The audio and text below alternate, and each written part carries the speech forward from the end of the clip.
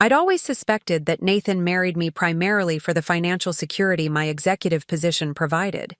The signs were there from the beginning, his lingering glances whenever I mentioned my company's generous benefits package, his excessive interest in my annual bonus structure, his enthusiastic support of my career advancement that conveniently coincided with his decision to explore his passions without income. But when I awoke alone in a hospital recovery room after critical spinal surgery, my phone buzzing with overdraft notices and account closure alerts, I discovered just how calculated his devotion had truly been. What Nathan didn't realize as he drained our accounts and disappeared was that my signature alone maintained the premium health insurance policy he desperately needed for his chronic condition. Insurance, he'd discover, was terminated the moment he stepped onto his flight to Bali. Before we jump back in, tell us where you're tuning in from, and if this story touches you, make sure you're subscribed, because tomorrow, I've saved something extra special for you. The nurse's voice was the last thing I remembered before darkness claimed me. "Count backward from 10, Mrs. Harrington," she instructed softly. I made it to 7 before consciousness dissolved around me. 8 hours of delicate neurosurgery lay ahead, a procedure I'd postponed for months despite worsening symptoms and my doctor's increasingly urgent recommendations. "I'll be right here when you wake up, Rebecca," Nathan had promised, squeezing my hand. His hazel eyes, the same ones that had captivated me at that charity auction 5 years ago, held what I'd interpreted as concern and devotion. Now I recognize it for what it was: calculation. While surgeons meticulously repaired my damaged spinal cord, my husband of 5 years was systematically dismantling our life together, executing a plan he'd evidently been orchestrating for months, if not years. I woke up alone, still groggy from anesthesia. No Nathan waiting by my bedside. No reassuring smile or gentle hand holding mine. Just the sterile hospital room, rhythmic beeping of monitoring equipment, and a nurse checking my vitals. "Your husband said he needed to step out for a bit," the nurse explained, adjusting my IV. "Something about handling insurance paperwork. He mentioned he might be a while." Hours passed. Night fell. The fog of medication clouded my thoughts but couldn't numb the growing certainty that something was wrong, very wrong. When my phone finally rang from the bedside table, I struggled to reach it, wincing as fresh surgical pain lanced through my body. "Hello?" My voice sounded foreign to my own ears, rough and weak. "Rebecca." Just my name, spoken in my sister. Jennifer's voice, not Nathan's. "How are you feeling? Where's Nathan?" I asked, ignoring her question. The pause told me everything before she even spoke. That's why I'm calling. Have you checked your accounts today?" Of course I hadn't. I'd been unconscious on an operating table while surgeons fused vertebrae in my spine. But Jennifer's question sent a chill through me that not even hospital-grade painkillers could dull. "What's happened?" I struggled to sit up, gritting my teeth against the pain. "He's gone, Rebecca, and he's taken everything he could get his hands on." The fog of anesthesia and pain medication couldn't blunt the impact of those words. Jennifer continued, her voice tight with controlled fury, explaining how Nathan had drained our joint accounts, maxed out our shared credit cards, and even emptied the emergency cash from our home safe, all while surgeons were working to repair my damaged spine. "How did you find out?" I asked, trying to process the betrayal through the haze of post-surgical medication. "He called me," Jennifer said, her voice hardening. "Actually had the audacity to call me from the airport. Said to tell you not to bother looking for him. Said it was just business and that you'd land on your feet eventually. You always do." The calculated timing was what hurt most in those first moments of realization. He'd waited until I was at my most vulnerable, physically incapacitated and isolated. The surgery date had been set 3 months in advance. Plenty of time for him to plan his exit strategy. "Which accounts?" I asked, my mind already cataloging our financial entanglements. From what I can tell, he's cleaned out your joint checking and savings accounts. The investment account you shared is empty. The home equity line of credit has been maxed out. Credit cards, too. I closed my eyes, the room spinning slightly as the implications set in. But beneath the shock and betrayal, something else stirred. A cold clarity that felt almost foreign in my pain-addled state. "Jennifer," I said slowly, "I need you to come to Memorial Hospital. Bring your laptop." "I'm already on my way," she replied. "But Rebecca, shouldn't you be resting? The doctor said, Nathan doesn't know everything about our finances."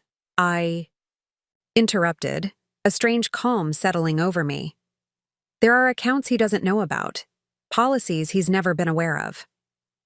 The silence on the other end was weighted with surprise. "You kept secrets from Nathan?" Jennifer finally asked, the faintest hint of approval coloring her tone.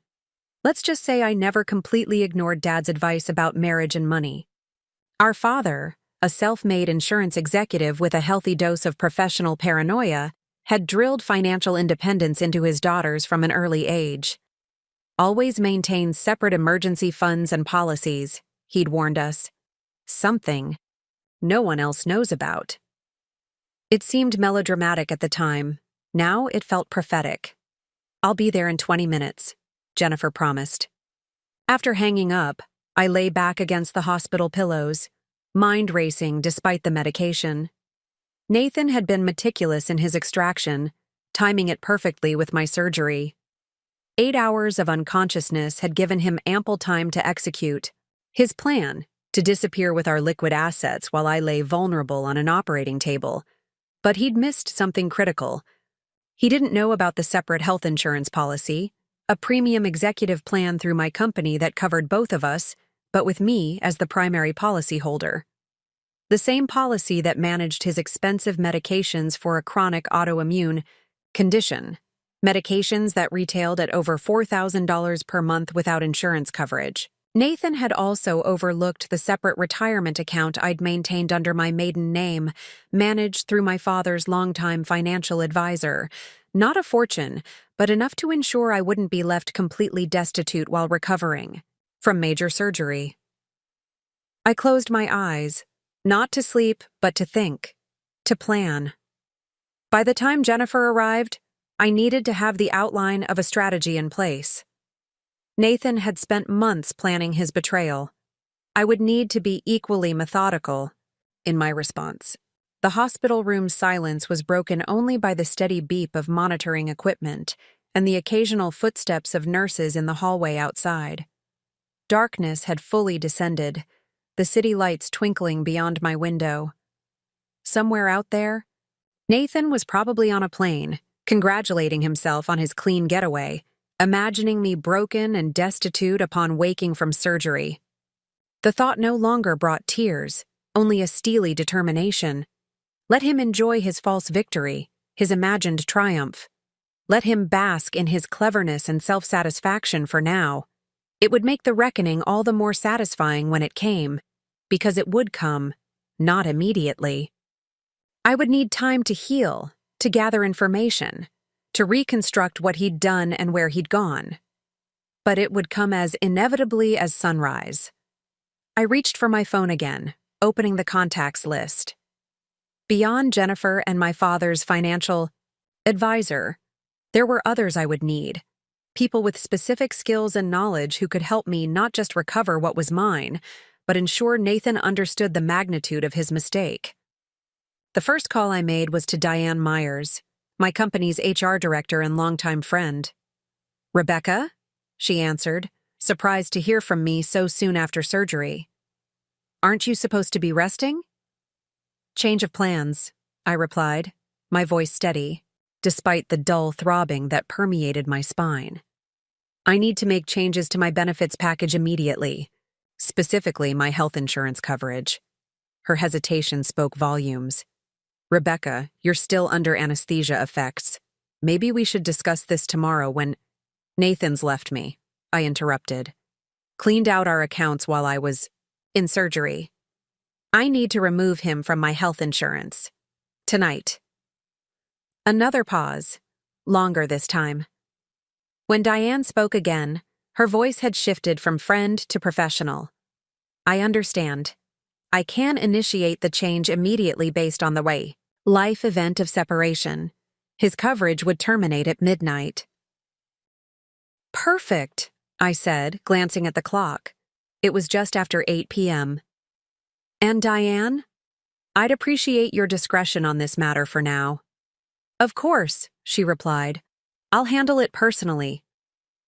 After ending the call, I stared at the ceiling, mentally calculating. Nathan had been meticulous about maintaining his prescription schedule. He would have refilled his medications just before leaving, standard procedure before any extended travel. That would give him approximately 30 days before he needed to refill again. 30 days before he discovered that his medical safety net had disappeared along with his direct connection to me. Jennifer arrived as promised, her expression a mixture of concern for me and fury toward Nathan. As she set up her laptop on the rolling hospital table, I outlined what we needed to do immediately. First, I said, adjusting myself carefully against the pillows, I need to understand exactly what he's taken and what remains. Then we need to secure whatever he hasn't reached yet. Jennifer nodded, already typing. And then?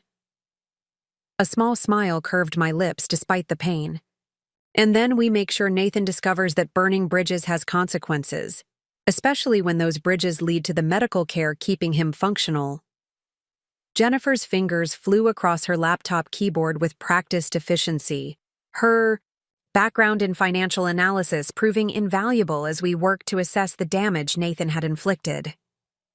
The hospital room's fluorescent lighting cast harsh shadows across her face, highlighting the tension in her jaw as each new discovery added to the tally of betrayal. The joint checking account is completely empty, she reported, turning the screen so I could see. Savings, too. He withdrew everything yesterday morning, right around the time you were being prepped for surgery. I nodded, feeling oddly detached as I viewed the string of zeros where our life savings had been just 24 hours earlier. The amount, $97,426, represented years of careful budgeting and financial discipline on my part. The investment. Portfolio? I asked, already suspecting the answer. Jennifer navigated to another screen. Liquidated entirely. He must have initiated the sell orders last week so the funds would be available immediately. She paused, her voice tightening. Rebecca, that's another $213,000. The methodical calculation behind Nathan's actions was becoming clearer with each new revelation. This hadn't been an impulsive decision or a momentary lapse in judgment. My husband had orchestrated his exit, with surgical precision, timing each financial maneuver to maximize his take while minimizing the risk of detection. Preparing and narrating this story took us a lot of time, so if you are enjoying it, subscribe to our channel. It means a lot to us. Now, back to the story. Credit cards? I prompted. All maxed out. The Platinum Amex, the Visa, even that airline, miles card you barely use, all at their limits. She scrolled through the statements. Cash advances mostly, some high-end electronics purchases that were probably easy to resell for cash. Another $42,000 gone. The numbers were becoming almost abstract in their magnitude. The betrayal so complete it had moved beyond emotional pain into something closer to academic interest. I found myself analyzing Nathan's strategy with the same clinical detachment I brought to challenging work projects. He was thorough, I observed, but not as thorough as he thinks. Pull up my Archer financial account. Jennifer raised an eyebrow. Archer? I don't remember you mentioning them before. That's by design. Dad set it up for me 3 years ago, just before his retirement. It's under my maiden name. Understanding dawned on Jennifer's face as she navigated to the website. I provided the login credentials, and we both stared at the screen as the balance appeared. $174,630. He doesn't know about this? Jennifer asked, a hint of admiration creeping into her voice. No. Dad always insisted we each maintain completely separate emergency funds. Financial independence is the only true security in a marriage, he used to say. I smiled faintly at the memory. I thought he was being overly cautious at the time. For once, I'm glad Dad was a paranoid old insurance man, Jennifer murmured, still staring at the screen. The Archer account wasn't my only hidden resource. I directed Jennifer to check my executive benefits portal, confirming that my company stock options, currently valued at approximately $230,000, remained untouched. Nathan had known about them in theory, but had never understood the vesting, schedule, or exercise procedures. What about the house? Jennifer asked, looking up from the computer. Joint ownership, unfortunately. He can't sell it without my signature, but the equity line of credit. I trailed off. Jennifer was already checking. Her expression told me everything before she spoke. Maxed out. He took the full $175,000 yesterday. I closed my eyes briefly, calculating. All told, Nathan had absconded with approximately $527,000, more than $500,000 of our joint assets. A devastating blow, certainly, but not a fatal one. Between my Archer account, company stock options, and untouched retirement funds, I still had access to over $400,000 in assets. And more importantly, I still had my position as Senior Vice President at Meridian Healthcare, a role that provided not just substantial income, but significant influence in the very industry Nathan would soon discover he desperately needed. We need to secure everything else immediately, I said, reaching for my phone. I'm calling Trevor at Meridian's legal department. Trevor Chen had been Meridian's chief counsel for over a decade, handling everything from regulatory compliance to executive divorces with equal discretion and effectiveness. Despite the late hour, he answered on the third ring. Rebecca, should you be making calls? I heard about your surgery this morning. Circumstances have changed, I replied. I need immediate legal assistance, Trevor. Nathan's left and taken. Everything he could access. A brief pause, then the lawyer's voice shifted from concerned colleague to professional advisor. I understand. What do you need? First, I need to protect my remaining assets and position at Meridian. Then I need to understand my options for recovery. I'll be at the hospital in 45 minutes, Trevor promised. In the meantime, don't sign anything, don't agree to anything over the phone or text, and don't communicate with Nathan directly if he contacts you. While we waited for Trevor, Jennifer continued her methodical inventory of the financial wreckage. She discovered that Nathan had also forged my signature on a withdrawal form for a smaller investment account we'd established last year.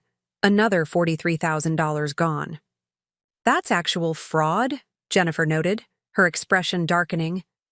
Forgery is criminal, not just divorce territory. I nodded, the pieces of my counter-strategy beginning to align with unexpected clarity despite my physical pain and the medication coursing through my system. Nathan had been careful, but in his haste to maximize his take, he'd crossed the line from asset division into criminal territory. Trevor arrived as promised, briefcase in hand and expression grave. After a quick assessment of my medical condition, he pulled a chair close to my bedside and opened his notebook. Walk me through exactly what's happened, he instructed. For the next 30 minutes, I detailed everything we'd discovered, providing account numbers, approximate times of transactions, and specific evidence of the forged signature. Trevor took meticulous notes, occasionally asking clarifying questions. This is extremely actionable, he said finally, reviewing his notes. The timing alone, targeting these withdrawals specifically while you were in surgery, demonstrates intent and malice that any judge would view unfavorably. The forgery elevates this beyond family court into criminal proceedings. What's our first step? I asked. Immediate asset protection and evidence preservation, Trevor replied without hesitation. I'll file emergency motions first thing tomorrow morning to freeze any accounts he hasn't already emptied. We'll need to notify credit bureaus to prevent him from opening new lines of credit in your name." He paused, considering. "We should also begin the process of documenting and valuing all marital assets, property, vehicles, valuable personal items, before he can attempt to liquidate those as well." As Trevor outlined the immediate legal strategy, a nurse entered to check my vitals and administer pain medication. She frowned at the impromptu business meeting taking place in my recovery room. "Mrs. Harrington needs rest," she admonished, adjusting my IV drip. The doctor was very clear about minimizing stress during the initial recovery period. "I understand," I said, "but these matters are unavoidable. Could you reduce the pain medication dosage, please? I need to keep my mind clear." The nurse looked surprised. "The current dose is what Dr. Patterson prescribed for optimal recovery. I'm aware, but circumstances have changed. I need mental clarity more than complete pain relief right now." After some negotiation and a brief consultation with the on-call physician, we compromised on a reduced dosage that would keep the worst pain at bay without clouding my thinking. As the nurse left, Trevor turned to me with newfound respect in his expression. "Most people in your situation would be falling apart right now, Rebecca. Major surgery, financial devastation, marital betrayal. It's an overwhelming combination." Dr. Patterson arrived for morning rounds just after 7, his expression betraying surprise at finding me already sitting up, reviewing documents Trevor had left the night before. "Mrs. Harrington," he greeted me, glancing at my chart with a furrowed brow. "I see you've reduced your pain medication. That's not generally recommended during initial post-operative recovery." "Necessary adjustments to unexpected circumstances," I replied, setting aside the papers. "What's your assessment of the surgery's success?" The neurosurgeon studied me for a moment, clearly noting my redirection, before proceeding with his clinical evaluation. He examined the incision site, checked neurological responses, and reviewed the overnight monitoring data. "The procedure went exceptionally well," he confirmed. "The fusion is stable. Decompression was successfully achieved at all targeted vertebral levels. However," he added with emphasis, "recovery still requires strict adherence to protocol. Your body has undergone significant trauma, regardless of how mentally alert you may feel." "What's the absolute minimum recovery time before I can travel?" I asked directly. Dr. Patterson's eyebrows shot up. "Travel? That's not in the recovery plan we discussed, Mrs. Harrington. Standard protocol calls for minimal movement for 2 weeks, followed by very gradual return to limited activity. International travel wouldn't be advisable for at least 8 weeks, possibly longer. And if I were to compress that timeline, what supports would be necessary to make limited travel possible sooner?" The doctor's professional demeanor momentarily gave way to genuine concern. "Rebecca, I understand you're used to controlling circumstances and pushing through challenges. That approach won't work with spinal fusion. This isn't about willpower.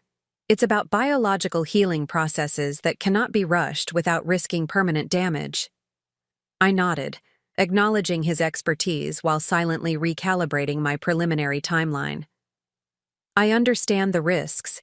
Doctor, I'm not asking about immediate travel, just establishing the parameters of what might be possible under optimal conditions." He sighed, recognizing my determination. "With specialized transport accommodations, perfect compliance with therapeutic protocols, and accepting significant discomfort, 4 weeks would be the absolute minimum before considering even short-distance travel, and that would still carry substantial risks." "Thank you for your candor," I said. "Now, when might I be discharged to home recovery with appropriate nursing support?" "Assuming no complications develop day after tomorrow, but you'll need 24-hour care initially, specialized equipment for proper positioning, and a rigorous physical therapy regimen." I had already anticipated these requirements and made preliminary arrangements through Jennifer. Our childhood home, Omitar, a single-level ranch-style house that our father had insisted on keeping even after his retirement, would provide the ideal recovery environment. The property had already been equipped for limited mobility when Dad experienced his own health challenges. 3 years prior, after Dr. Patterson departed, I turned my attention to the next priority: understanding exactly where Nathan had gone and what his current movements might reveal about his plans. Jennifer had spent the early morning hours working with a private investigator recommended by Trevor, tracking Nathan's digital footprint and travel arrangements. She arrived at 8:30, carrying breakfast that distinctly did not come from the hospital cafeteria. "Protein smoothie and steel-cut oatmeal," she announced, setting up the meal on my adjustable tray. "The nutritionist said your body needs extra protein and calcium to support bone healing." I accepted the food gratefully, recognizing that physical recovery, however inconveniently timed, remained necessary for executing any longer-term strategy. "What have you found?" I asked between careful bites. Jennifer opened her laptop. "Nathan departed from O'Hare on a 10:40 p.m. flight to Los Angeles the night of your surgery. From LAX, he connected to a Garuda Indonesia flight to Denpasar, Bali.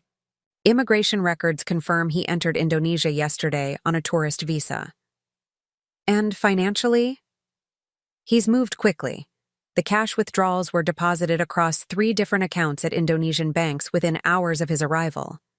He's also made contact with a real estate agent specializing in expatriate housing." I nodded, absorbing these details. Nathan was executing his plan with the same methodical efficiency he'd demonstrated in the extraction phase. He was establishing his new life with our shared resources, likely believing himself safely beyond reach. "What about the forgery evidence?" I asked. Jennifer smiled slightly. "Rock solid. The investment company requires signature verification for withdrawals over 10,000. I considered this assessment as I carefully shifted position, wincing at the sharp reminder of my recently fused vertebrae. "Falling apart isn't a luxury I can afford right now," I replied simply. "Nathan's counting on me being incapacitated, physically, emotionally, and financially. That expectation is actually my greatest advantage." Jennifer returned from a coffee run, handing a cup to Trevor before settling back in her chair with her own. "So, what aren't we seeing?" she asked. Nathan was methodical about this. "What else should we be looking for?" It was an excellent question, one that made me reassess Nathan's actions from a different angle. If I had been planning this betrayal, what else would I have done? What loose ends would I have tied up? His primary goal would be ensuring I couldn't track him easily, I reasoned aloud. He'd need new communication methods, travel plans I couldn't trace through our shared accounts. "A burner phone," Jennifer suggested. "New email accounts. Travel arrangements through services we don't normally use," Trevor added. "Perhaps prepaid debit cards to avoid transaction tracking." I nodded, considering what we knew about Nathan's patterns and preferences. He's always been fascinated by places with strict banking privacy laws. He talked about visiting Bali constantly. In the last few months, mentioned their investment visa programs more than once. Trevor made a note. "Indonesia has become popular for those seeking financial privacy without the scrutiny of traditional tax havens. Their banking secrecy laws are quite robust." "Check his recent searches on your home computer," Jennifer suggested. "He might have left digital breadcrumbs without realizing it." "That's your department," I said, giving her the login information for our home network. "See if you can access it remotely." While Jennifer worked on that angle, I turned my attention to another crucial aspect of Nathan's life, one that might prove to be his greatest vulnerability. "Trevor, as Meridian's counsel, you understand the intricacies of our health insurance plans better than most. Nathan has Crohn's disease. He takes Remicade, a biologic that costs thousands per dose without insurance coverage. As of midnight tonight, he'll be removed from my policy. How long before that becomes a serious problem for him?" Trevor considered this carefully. Assuming he stockpiled some medication before leaving, which would be the prudent move, he probably has 30 to 60 days before facing a refill challenge. Without insurance, he'd be looking at approximately $4,800 out of pocket per month, plus quarterly infusions at around $14,000 each. And qualifying for new coverage with a pre-existing condition like Crohn's? Complicated at best, especially outside the U.S. There would be waiting periods, exclusions, potentially prohibitive premiums, assuming he could find a provider willing to cover him at all. A plan was beginning to crystallize in my mind. Not a path to immediate recovery of what Nathan had taken, but a longer strategy that might ultimately prove more effective. Let him enjoy his stolen funds temporarily, while the biological clock of his medical condition ticked inexorably toward a moment of crisis he hadn't anticipated. "Got something?" Jennifer announced, looking up from her laptop. Nathan's been researching Bali extensively, not just tourism, but residency requirements, banking systems, and property investments. There's also evidence he's been communicating through a Proton Mail account we didn't know about. "Can you access it?" Trevor asked. She shook her head. "Not remotely, but this confirms our suspicions about his destination." I nodded, processing this information. "So we have a time frame and a likely location. He thinks he's disappeared cleanly, but he's actually operating under constraints he doesn't yet understand." The hospital room fell quiet as we each contemplated the situation from our different perspectives. Outside, night had fully descended, the window reflecting our determined faces against the darkness beyond. "Rebecca," Jennifer said finally, breaking the silence.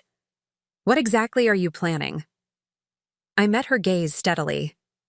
"Nathan thinks he's executed the perfect escape, leaving me physically broken and financially destitute. He's underestimated me in every possible way. I'm going to give him time to believe he's succeeded. Then I'm going to demonstrate exactly how catastrophic that miscalculation was." Morning arrived with the subtle shift of hospital lighting and the changing of nursing staff. I had managed perhaps 3 hours of fragmented sleep, interrupted by necessary vital checks and the persistent discomfort of my surgical site. Yet my mind felt remarkably clear, focused by purpose rather than clouded by circumstance. Nathan's forgery was good enough to pass initial processing, but it won't withstand forensic examination.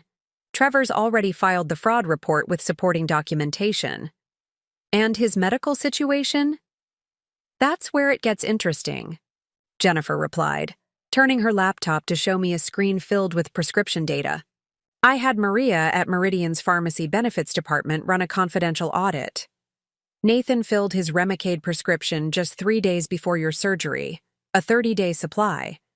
He also has outstanding prescriptions for 2 companion medications that help manage his symptoms during flares." I calculated quickly. So he has approximately 26 days of medication remaining before he encounters a problem, and his next scheduled infusion would be 17 days from now, Jennifer confirmed. An infusion he now has no insurance coverage for, in a country where his particular medication costs approximately $3,000 more per dose than it does here. The timeline was aligning perfectly. Nathan would begin experiencing the consequences of his actions precisely when he believed himself most secure in his new life. Our planning session was interrupted by the arrival of Diane from HR, carrying a leather portfolio and looking simultaneously professional and concerned.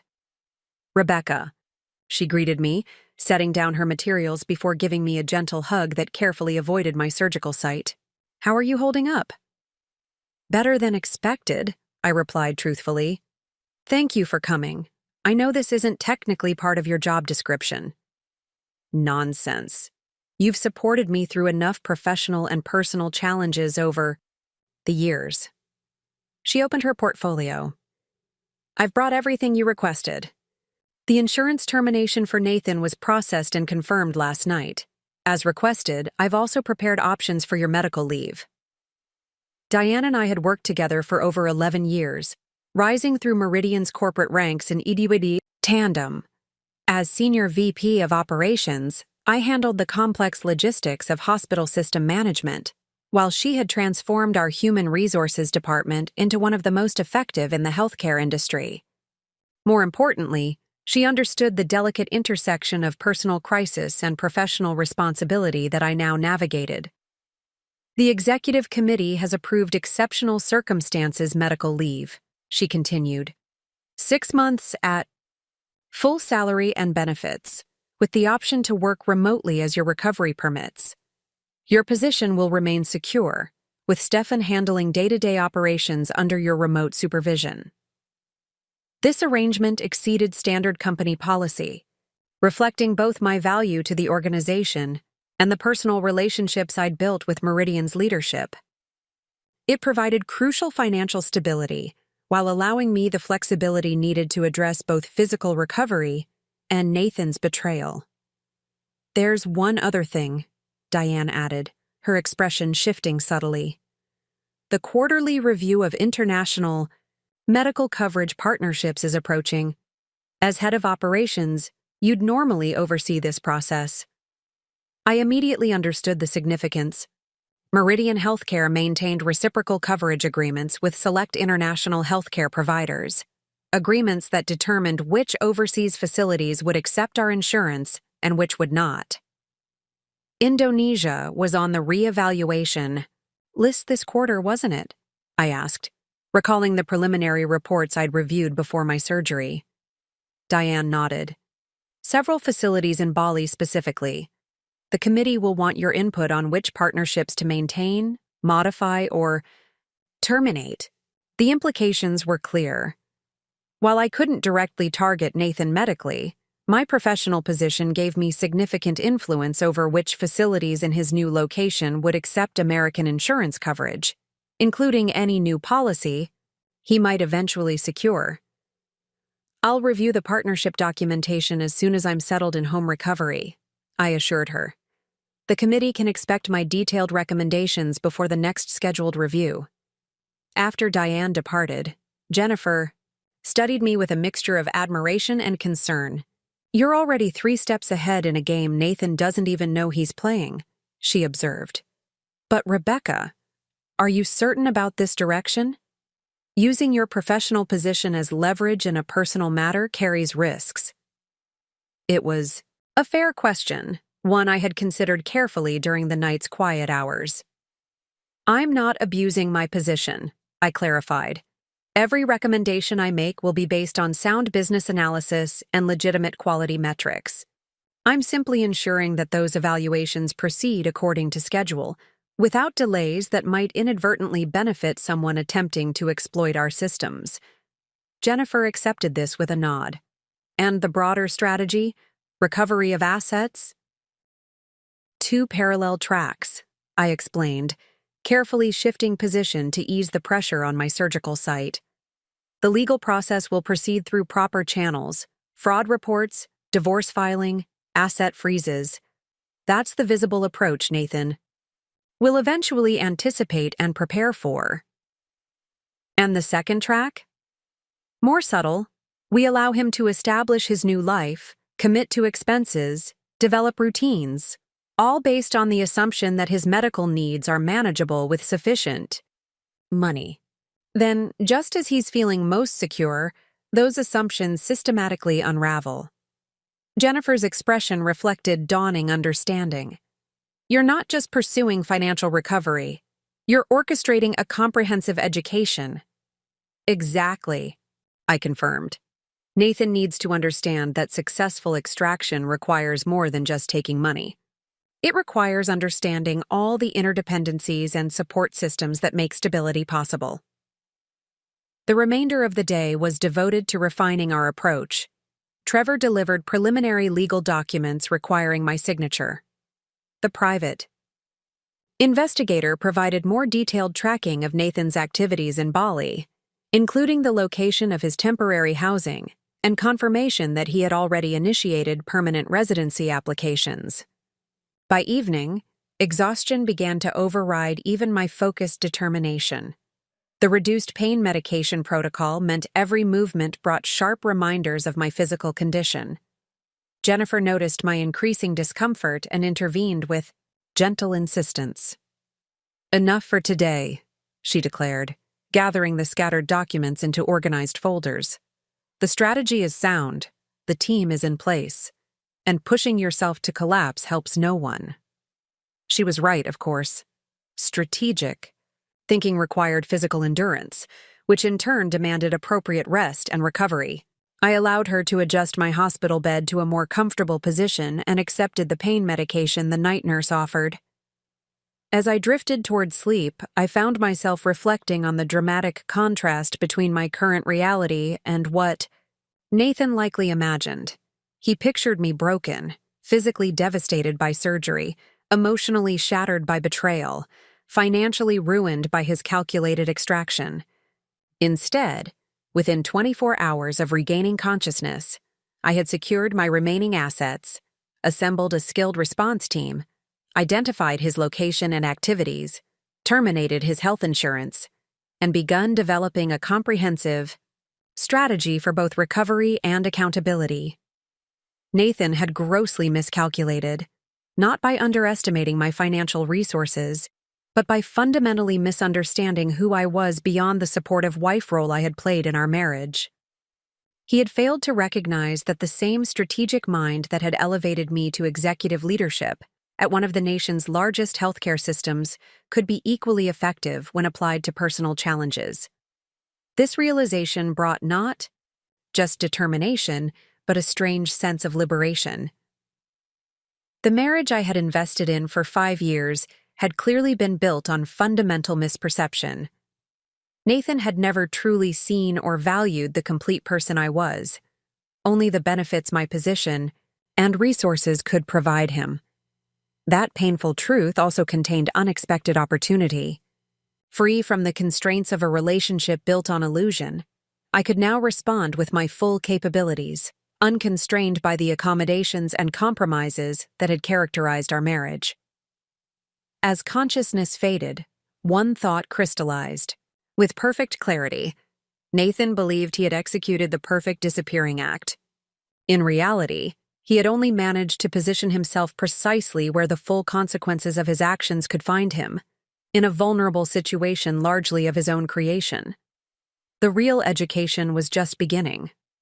2 days after awakening to Nathan's betrayal, I was discharged from Memorial Hospital. The medical transport team meticulously transferred me from hospital bed to specialized ambulance for the journey to my father's house, now transformed into my recovery headquarters. Every bump in the road sent jolts of pain through my newly fused spine despite the custom bracing and carefully arranged supports. Jennifer had prepared the house with impressive efficiency. The master bedroom had been converted into a medical recovery suite with hospital-grade adjustable bed, monitoring equipment, and all necessary supplies arranged within easy reach. The adjacent study now housed communication technology that would allow me to coordinate both my professional responsibilities and personal response strategy. "The home health nurse will arrive at 4, Jennifer explained, supervising my careful transfer from transport gurney to recovery bed. "She'll stay overnight, then the day nurse comes at 8 tomorrow morning. Physical therapy starts tomorrow afternoon." "And our father's old study?" I asked, once settled. "Set up exactly as requested. Secure internet connection, dedicated. VPN, multiple screens. Marcus from IT configured everything to Meridian security protocols. You can access all systems remotely without compromising confidentiality." "Perfect. Schedule a virtual meeting with Stefan for tomorrow at 11. I need to brief him on operational priorities while I'm on medical leave." Jennifer raised an eyebrow. "You're officially on medical leave as of this morning. No one expects you to be managing hospital operations less than 72 hours after spinal fusion, which makes this the perfect time to establish the new normal," I replied. "Nathan believes I'm completely incapacitated, professionally and personally. That assumption is his greatest vulnerability." After Jennifer left to prepare lunch, I carefully reviewed the printed updates she'd provided.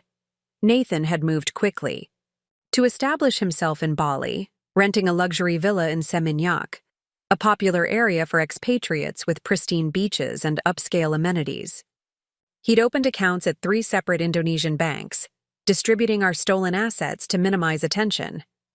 Most significantly, he'd already made a deposit on a permanent residence, a clear indication he intended to settle there long-term. The private investigator's report included surveillance photos showing Nathan meeting with a real estate agent, dining at exclusive beachfront restaurants, and shopping for home furnishings. His expression in these images, relaxed, confident, almost triumphant, ignited a cold determination within me. He truly believed he had executed the perfect exit strategy, leaving me broken and destitute while he built a luxurious new life with our shared resources. What the photographs also revealed, however, was something Nathan himself might not have fully registered. In several images, he was pictured discreetly checking a pill container, the distinctive orange prescription bottle containing his daily Crohn's management medication. In one photo, his expression showed momentary discomfort as he pressed a hand against his abdomen, a characteristic gesture I recognized from the early stages of his inflammatory flares. The biological clock was already ticking, though Nathan remained unaware of its acceleration. My phone buzzed with a text from Trevor. Judge Wilson granted emergency asset freeze. All domestic accounts and property now legally protected. Hearing. For international assets scheduled next Tuesday. This was expected but welcome news. While Nathan had already extracted significant funds, the court order would prevent any further financial maneuvers using joint assets or my identity. It also established the legal foundation for eventual recovery proceedings. The home health nurse arrived precisely at 4. Maria Vasquez, a specialist in post-surgical spinal care with 20 years of experience. Her assessment was both thorough and pragmatic. Your surgical site looks excellent, no signs of infection or complications, she reported, changing the dressing with practiced efficiency. But you're pushing too hard, too fast. Your body needs rest to heal properly. I understand the medical perspective, I acknowledged. Unfortunately, circumstances demand a more accelerated approach. Maria's expression remained professional, but her eyes reflected understanding beyond clinical assessment.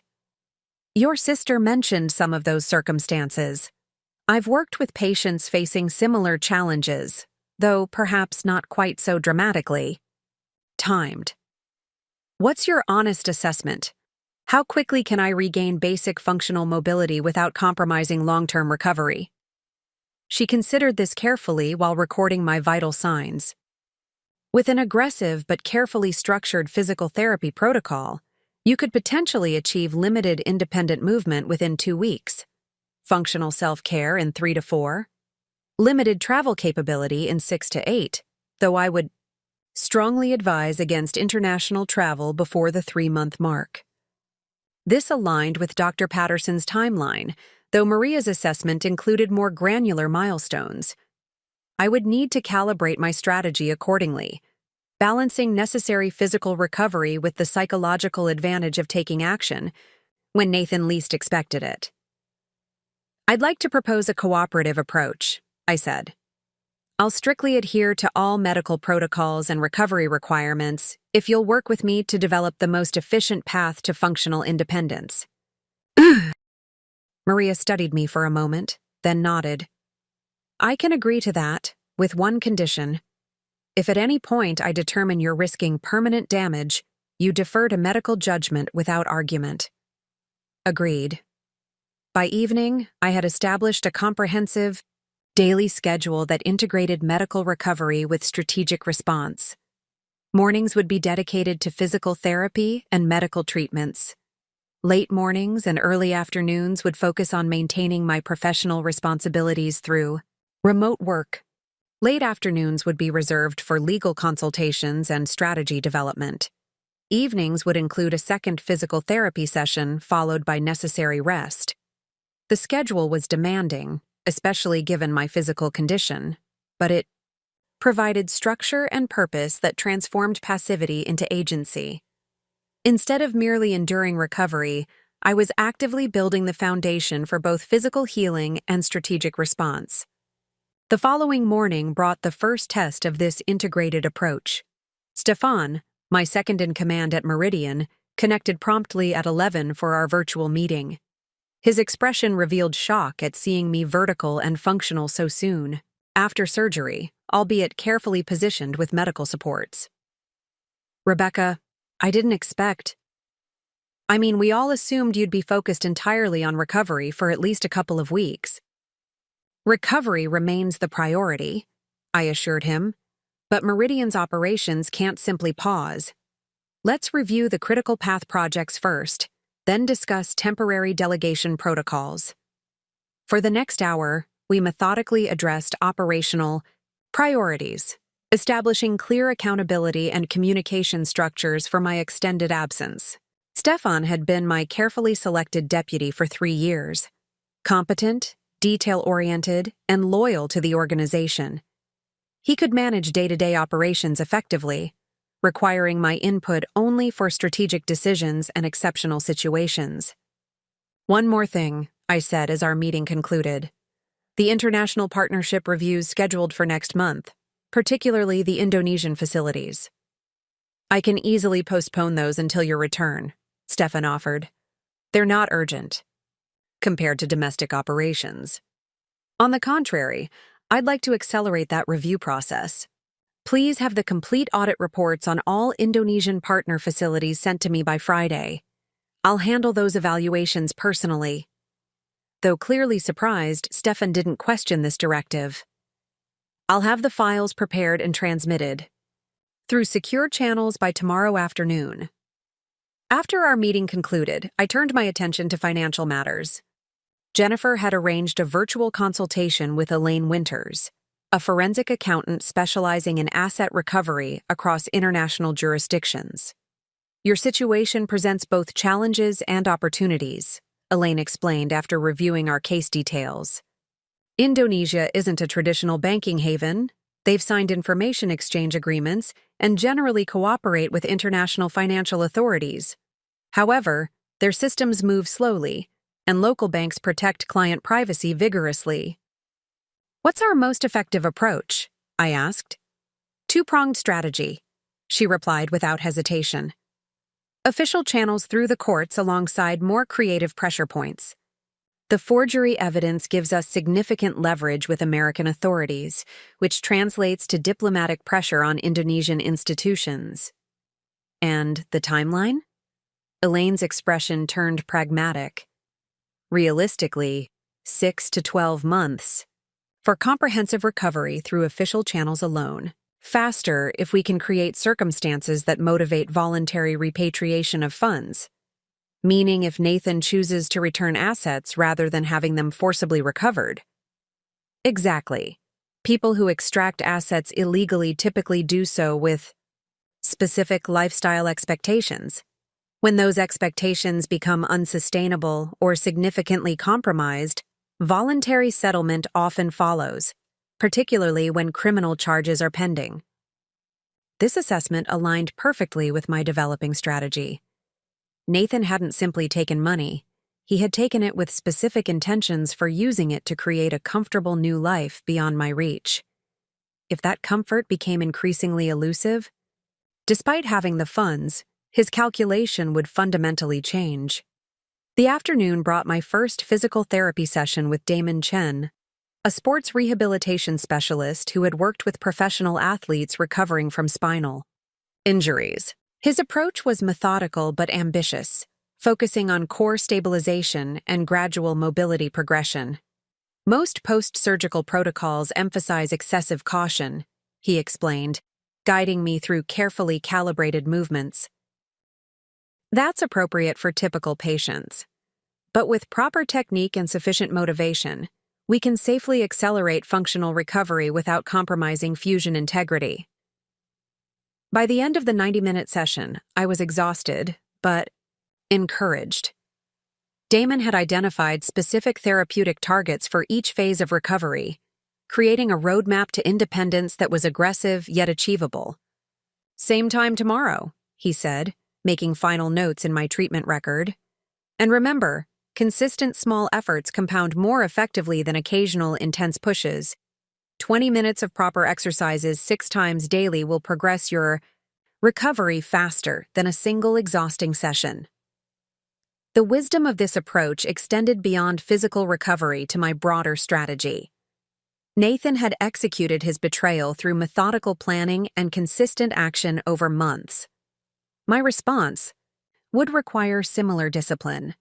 Systematic pressure applied consistently across multiple dimensions rather than a single dramatic confrontation. As evening approached, Trevor arrived with updates on the legal proceedings and surprising news about Nathan. "Our investigator reports he's already experiencing medication issues," Trevor said, showing me the latest surveillance photos. "He visited 3 different pharmacies in Seminyak yesterday, apparently trying to determine how to obtain his prescriptions locally. According to our contact, he appeared visibly distressed when discussing costs and availability." Just 9 days after absconding with our assets, Nathan was encountering the first unexpected complication in his carefully planned escape. Without insurance coverage, his medication costs had increased dramatically, and the specific biologics he required wasn't readily available through standard pharmacies in his new location. "He still has approximately 2 weeks of medication remaining," I noted, studying the photos. "And sufficient funds to pay even inflated prices. This is an inconvenience for him, not a crisis." "For now," Trevor agreed. "But it's the first crack in his perception of perfect extraction. He planned for financial needs but overlooked the complex healthcare infrastructure his condition requires." I nodded, understanding the significance. "The first thread of the tapestry unraveling. Let's continue pulling gently but consistently." That night, as Maria helped me adjust to a more comfortable position for sleep, I found myself reflecting on the contrast between Nathan's assumptions and the reality unfolding around him. He believed he had executed a clean separation, taking financial assets while leaving behind the wife whose medical vulnerability provided perfect cover for his escape. What he failed to recognize was that he hadn't just left behind a person, but an entire ecosystem of connections, capabilities, and influence that were now aligning into a carefully orchestrated response. While he focused solely on financial extraction, I was architecting a comprehensive demonstration of the true cost of betrayal. The difference in our approaches revealed a fundamental distinction in understanding. Nathan saw value primarily in tangible assets: money, property, possessions. I recognized that true security emerged from something far more powerful: the network of relationships, knowledge, and capabilities that could generate resources even when existing ones were compromised. As sleep approached, I felt an unexpected sense of calm purpose replace the initial shock and anger of betrayal. Nathan had inadvertently created the perfect conditions for demonstrating a principle I had always intuitively understood but never fully articulated. Real power doesn't come from what you possess, but from who you are and what you can create, even when starting from zero. Tomorrow would bring another carefully calibrated step in both physical recovery and strategic response. The architect of consequences was fully engaged in her most important design yet. 2 weeks after my surgery, the rhythm of recovery had established itself as both discipline and meditation. Each morning began with vital sign monitoring and medication management under Maria's watchful care, followed by the first of 3 daily physical therapy sessions with Damon. Progress was measured in small victories: sitting upright without support for 30 minutes, standing with minimal assistance, walking 10 careful steps with a specialized frame that protected my healing spine. These physical achievements, however modest they might seem in ordinary circumstances, represented crucial milestones in reclaiming independence. Each step forward in recovery directly challenged Nathan's fundamental assumption: that my physical vulnerability would render me incapable of effective response to his betrayal. The legal proceedings had advanced with similar methodical progress. Trevor had secured comprehensive asset freezes on all domestic accounts and properties, filed formal fraud charges regarding the forged signatures, and initiated divorce proceedings citing abandonment and financial malfeasance. These actions created the visible, expected response that Nathan would have anticipated, the standard legal machinery that would take months, if not years, to produce tangible results. Far more significant, however, was the invisible response, developing beyond Nathan's awareness or preparation. This multidimensional strategy was beginning to create consequences he couldn't have foreseen when planning his extraction. "We've received confirmation that the Indonesian banking authorities have identified Nathan's accounts," Elaine reported during our morning virtual meeting. "They won't freeze them without additional judicial proceedings, but they're now flagged for monitoring. Any large transfers or withdrawals will trigger automatic notification to both Indonesian and American authorities. That limits his financial maneuverability," I noted. "Has he attempted any significant transactions since establishing the accounts?" "Several," Elaine confirmed, consulting her notes. "He made a substantial down payment on a villa in the Ubud area, approximately $175,000. He's also purchased a vehicle, initiated renovations on the property, and invested in some local business venture that we're still identifying." This aggressive financial deployment revealed Nathan's strategy: quickly convert liquid assets into physical property and local investments that would be difficult to reclaim through international legal proceedings. It was a textbook approach for someone attempting to shelter ill-gotten gains from recovery efforts. "He's establishing roots," I observed, "creating a new life structure he believes will be beyond our reach." "Exactly," Elaine agreed. "But this approach creates its own vulnerabilities. He's rapidly transforming portable wealth into illiquid assets tied specifically to Indonesia.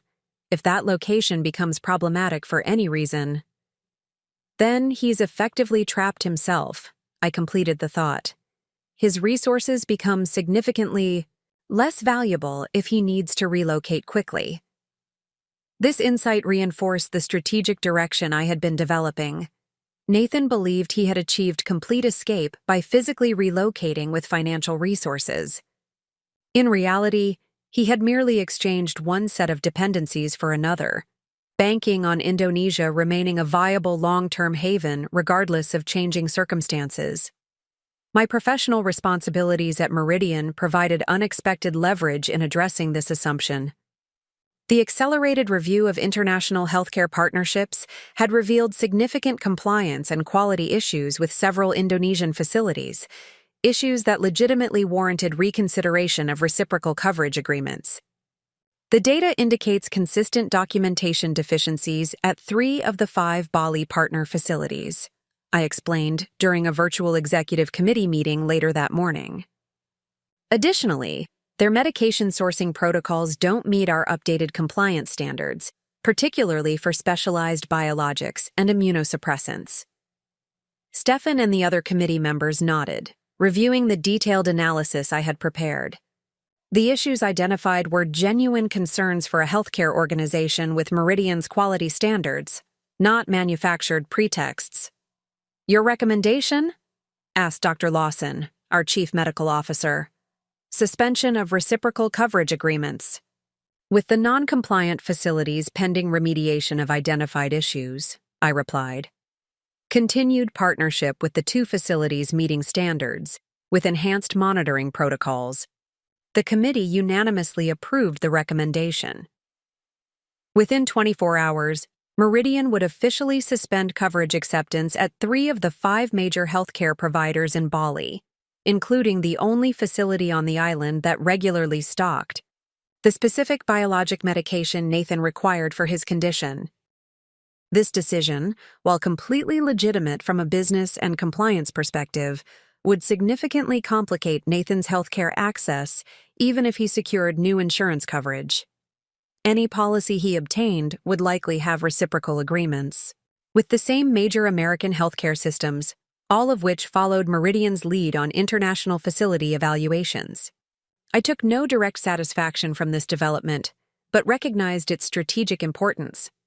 Nathan was about to discover that financial resources alone couldn't guarantee the comprehensive care his condition required, especially in a location where specialized medications and treatments were limited. The afternoon brought another significant development. Jennifer arrived with new intelligence from our private investigator in Bali. Nathan's scheduled infusion was supposed to be yesterday, she reported, showing me surveillance photos. He visited the Benoa International Clinic, presumably for treatment, but left after approximately 40 minutes without receiving the infusion. The images showed Nathan exiting the facility with visible agitation, his posture tense, expression troubled as he engaged in what appeared to be an intense phone conversation. "We have an associate at the clinic," Jennifer continued. According to their information, Nathan was informed that the facility could no longer accept his American insurance card for coverage. When presented with the self-pay cost for the infusion, approximately $14,000 USD, he became distressed and left to make arrangements. This was the first direct consequence of his insurance termination. Not just increased medication costs, but complete loss of coverage for his essential treatment. While Nathan certainly had sufficient funds to pay for individual treatments, this unexpected development had clearly disrupted his sense of control and seamless transition. "Has he returned for the infusion?" I asked. "Not yet. Our contact will notify us if he does. He's visited 2 other medical facilities since then, presumably seeking alternative options." I nodded, understanding the significance. Nathan wasn't yet experiencing a medical crisis. He could still pay for necessary treatment out of pocket, but he was encountering the first serious complication in his carefully planned new life. The healthcare infrastructure he had taken for granted was proving less accessible than anticipated, despite having financial resources. As evening approached, Damon arrived for our final physical therapy session of the day. He had continued to adapt the rehabilitation protocol based on my progress, gradually increasing intensity while maintaining appropriate protection for the healing surgical site. "You've made remarkable progress for just 2 weeks post-operation," he noted, guiding me through controlled movement exercises designed to build core stability. "Most patients are still primarily bedridden at this stage. Most patients aren't dealing with similar motivational factors," I replied, carefully executing the prescribed movement pattern despite the discomfort it generated. Damon smiled slightly. "Motivation is certainly a factor, but your disciplined approach deserves equal credit. You've followed the protocol perfectly, not just the physical exercises, but the recovery periods, nutrition plan, and stress management practices." This observation highlighted an important distinction between Nathan's approach and my own. His strategy had focused on extracting and securing resources, assuming that wealth alone would provide whatever he needed. My approach recognized that actual capability required integrating multiple dimensions: physical recovery, professional expertise, strategic thinking, and collaborative relationships into a coherent whole. After completing the therapy session, I settled into my adapted workspace to review the daily updates from Trevor's legal team and the private investigator.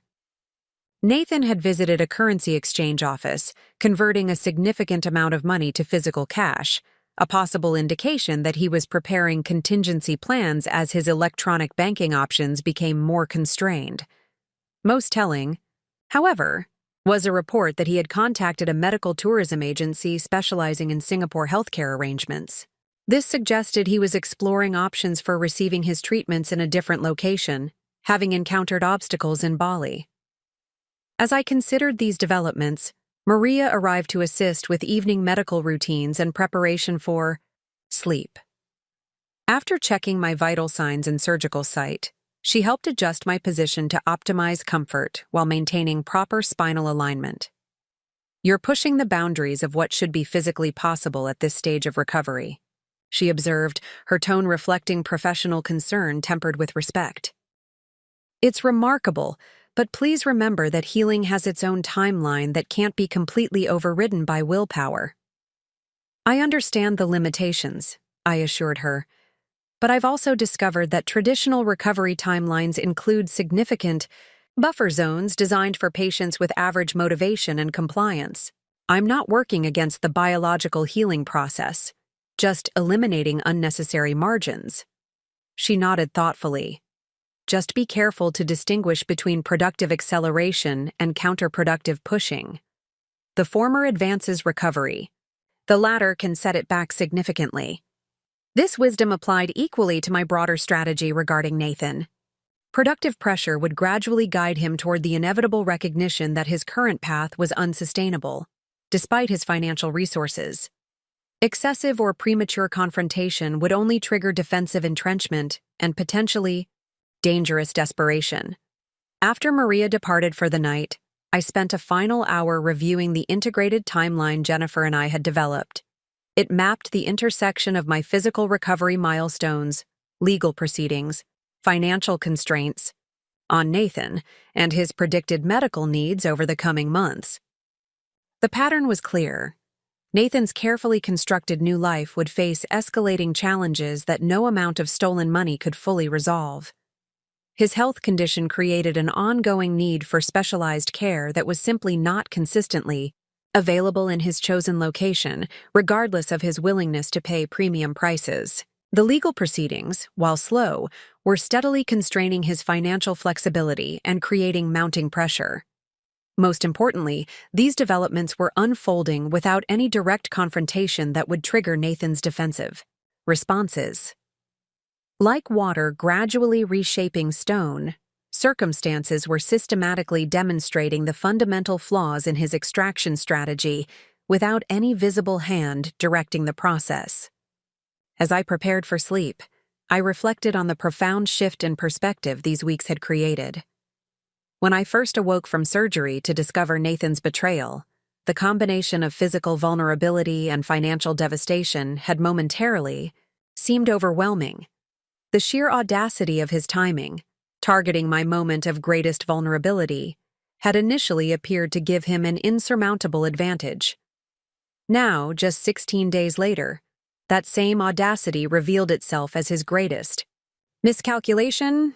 By attempting to exploit my medical crisis, Nathan had inadvertently positioned himself against someone with intimate understanding of healthcare systems and insurance frameworks. Precisely the vulnerabilities that would most directly impact his chronic condition. This realization brought not just strategic confidence, but a deeper understanding of resilience itself. True strength wasn't about being invulnerable to setbacks or betrayals. It emerged from the capacity to transform those very challenges into the foundation for more authentic power and purpose. Nathan had seen only what he wanted to take. I was discovering what I could create, even from a hospital bed, even with a newly fused spine, even with financial resources temporarily compromised.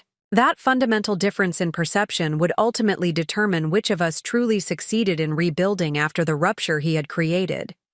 Tomorrow would bring another carefully calibrated step in recovery, another subtle alignment of circumstances, beyond Nathan's awareness or control. The invisible hand of strategic response continued its methodical work, reshaping reality around him without leaving fingerprints he could detect or counter. The true education was well underway. 3 weeks. Post-surgery marked a significant turning point in my physical recovery. That morning, with Damon's careful supervision, I managed to walk the entire length of the hallway using only a specialized cane rather than the supportive frame that had previously been necessary. Each step represented both physical progress and symbolic reclamation, my body gradually returning to independent function, despite Nathan's calculation that I would remain helplessly incapacitated. "Your progress is exceptional," Dr. Patterson remarked during his follow-up examination later that day. He studied the latest imaging results with evident satisfaction. "The fusion is solidifying precisely as we'd hoped. Initial nerve regeneration appears to be proceeding optimally as well. What's your revised assessment of recovery timelines?" I asked, carefully repositioning myself on the examination table. The neurosurgeon considered this thoughtfully. Given your current trajectory, I'd estimate you could return to modified office work in another 3 weeks, assuming continued perfect compliance with therapeutic protocols. Limited travel might be possible in 6 weeks, rather than the 8 to 12 we initially discussed. This accelerated timeline aligned perfectly with the strategy Jennifer and I had been refining. Based on our latest intelligence, Nathan would face his most significant medical and financial challenges approximately 2 months from now, precisely when I would potentially be capable of more direct intervention if circumstances warranted. I'll continue full compliance with all protocols, I assured the doctor. My priority remains optimal recovery, not just minimal functionality. After returning home from the appointment, I found Trevor waiting in the adapted study that had become my command center. His expression suggested significant developments. The Indonesian banking authorities have flagged unusual activities in Nathan's accounts, he reported once we were settled. He's attempted to transfer substantial sums, approximately $235,000, to a financial institution in Singapore. Given the monitoring protocols in place, this triggered automatic review. Has the transfer been blocked? I asked. Temporarily held pending verification, which effectively achieves the same result. More importantly, this validates our assessment that he's encountering medical access issues in Bali and looking toward Singapore as an alternative. Singapore represented both opportunity and challenge for Nathan's situation. Its world-class healthcare facilities could certainly provide the specialized treatments his condition required, but at significantly higher costs than even U.S. prices, and with stricter regulatory oversight than Indonesia. What about his medical status? I inquired, reviewing the latest surveillance report. Increasingly concerning, Trevor replied. Our investigator observed him visiting a local pharmacy daily for the past 5 days. According to our medical consultant, this pattern suggests he's experiencing an active flare of his condition and attempting to manage symptoms with standard medications rather than the biologic treatment he requires. This development wasn't surprising but remained significant. Nathan's Crohn's disease typically followed a predictable pattern. Without proper treatment, symptom management became progressively less effective, eventually necessitating emergency intervention. He was now approximately 10 days overdue for his scheduled infusion, placing him at the beginning of this concerning trajectory. He's trying to delay the inevitable, I observed, using symptom management medications to postpone the need for the more expensive and less accessible infusion therapy. Exactly. But according to our medical consultant, this approach has diminishing returns. Eventually, likely within the next 2 to 3 weeks, he'll reach a point where intermediate intervention becomes unavoidable. This timeline created perfect alignment with our developing strategy. As Nathan's health challenges intensified, his financial flexibility was simultaneously becoming more constrained through the legal proceedings Trevor had initiated. The fraud investigation has produced preliminary findings, Trevor continued, opening a folder containing official documentation. The forensic analysis confirmed that the signature on the investment account withdrawal was definitively forged. This transforms the situation from a civil divorce matter to potential criminal charges. What's the immediate impact? I asked. 2 significant consequences. First, the evidence of fraud strengthens our position for comprehensive asset freezes, internationally, not just domestically. Second, it creates potential for an Interpol notice if formal charges are filed, something that would severely complicate Nathan's residency application in Indonesia. This development represented a critical inflection point in our response strategy. Until now, we had operated primarily through indirect measures, creating circumstances that gradually constrained Nathan's options without direct confrontation. The fraud evidence opened the possibility of more direct legal action with international implications. Let's maintain our measured approach, I decided after careful consideration. File the necessary documentation to advance the fraud case, but don't push for immediate criminal charges or international notices yet. I want Nathan to recognize his deteriorating position and make choices accordingly, rather than forcing desperate reactions. Trevor nodded in agreement. A strategic pause that maintains pressure without triggering panic. In the meantime, the civil proceedings continue advancing. The court has scheduled the first substantial hearing for next month. After Trevor departed, I connected virtually with Stefan for our weekly operational review at Meridian. These sessions had evolved from basic oversight to more substantive strategic planning as my recovery progressed. The Indonesian facility compliance issues we identified have created some interesting ripple effects, Stefan reported. 3 other major healthcare systems have followed our lead in suspending reciprocal coverage at the non-compliant facilities. Additionally, the Singapore medical authorities have instituted enhanced verification protocols for patients seeking specialized treatments from Indonesian residential addresses. This development, while not directly initiated by our actions, represented a perfect example of how systems naturally amplify consequences once initial patterns are established. By identifying legitimate compliance concerns with certain Bali medical facilities, we had triggered industry-standard responses that further complicated Nathan's healthcare access, all without any direct targeting. Has there been any communication from the affected facilities regarding remediation? I asked. 2 have submitted preliminary compliance improvement plans, Stefan confirmed.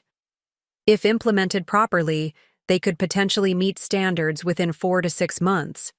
The 3rd facility appears to have abandoned remediation efforts for now.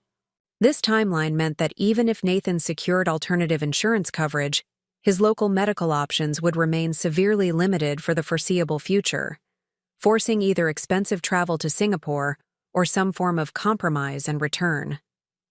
The afternoon brought unexpected intelligence from our private investigator.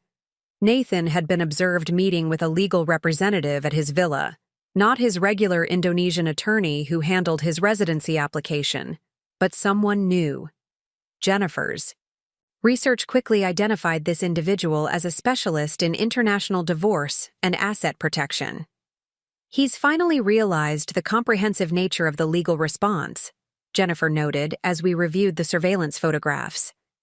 This suggests he's moving beyond his initial assumption that physical distance and Indonesian banking would provide sufficient protection. Is he preparing countermeasures or considering negotiation? I wondered aloud. Impossible to determine. Without direct information, but his body language in these photos suggests stress rather than confidence. Notice the tension in his posture, the defensive arm positioning. He's not dictating terms, he's responding to concerning information. This observation aligned with our broader strategic assessment. Nathan had executed his extraction plan with the expectation of controlling the narrative and setting the terms of separation. The systematic, multi-dimensional response he now faced was gradually shifting that perceived control, creating growing uncertainty about his supposedly secure position. By evening, as Damon guided me through increasingly challenging physical therapy exercises, I found myself reflecting on the parallel recovery processes unfolding simultaneously, my physical healing and the strategic recalibration of circumstances surrounding Nathan. You're developing functional strength, not just basic mobility, Damon observed as I completed a particularly demanding core stabilization sequence.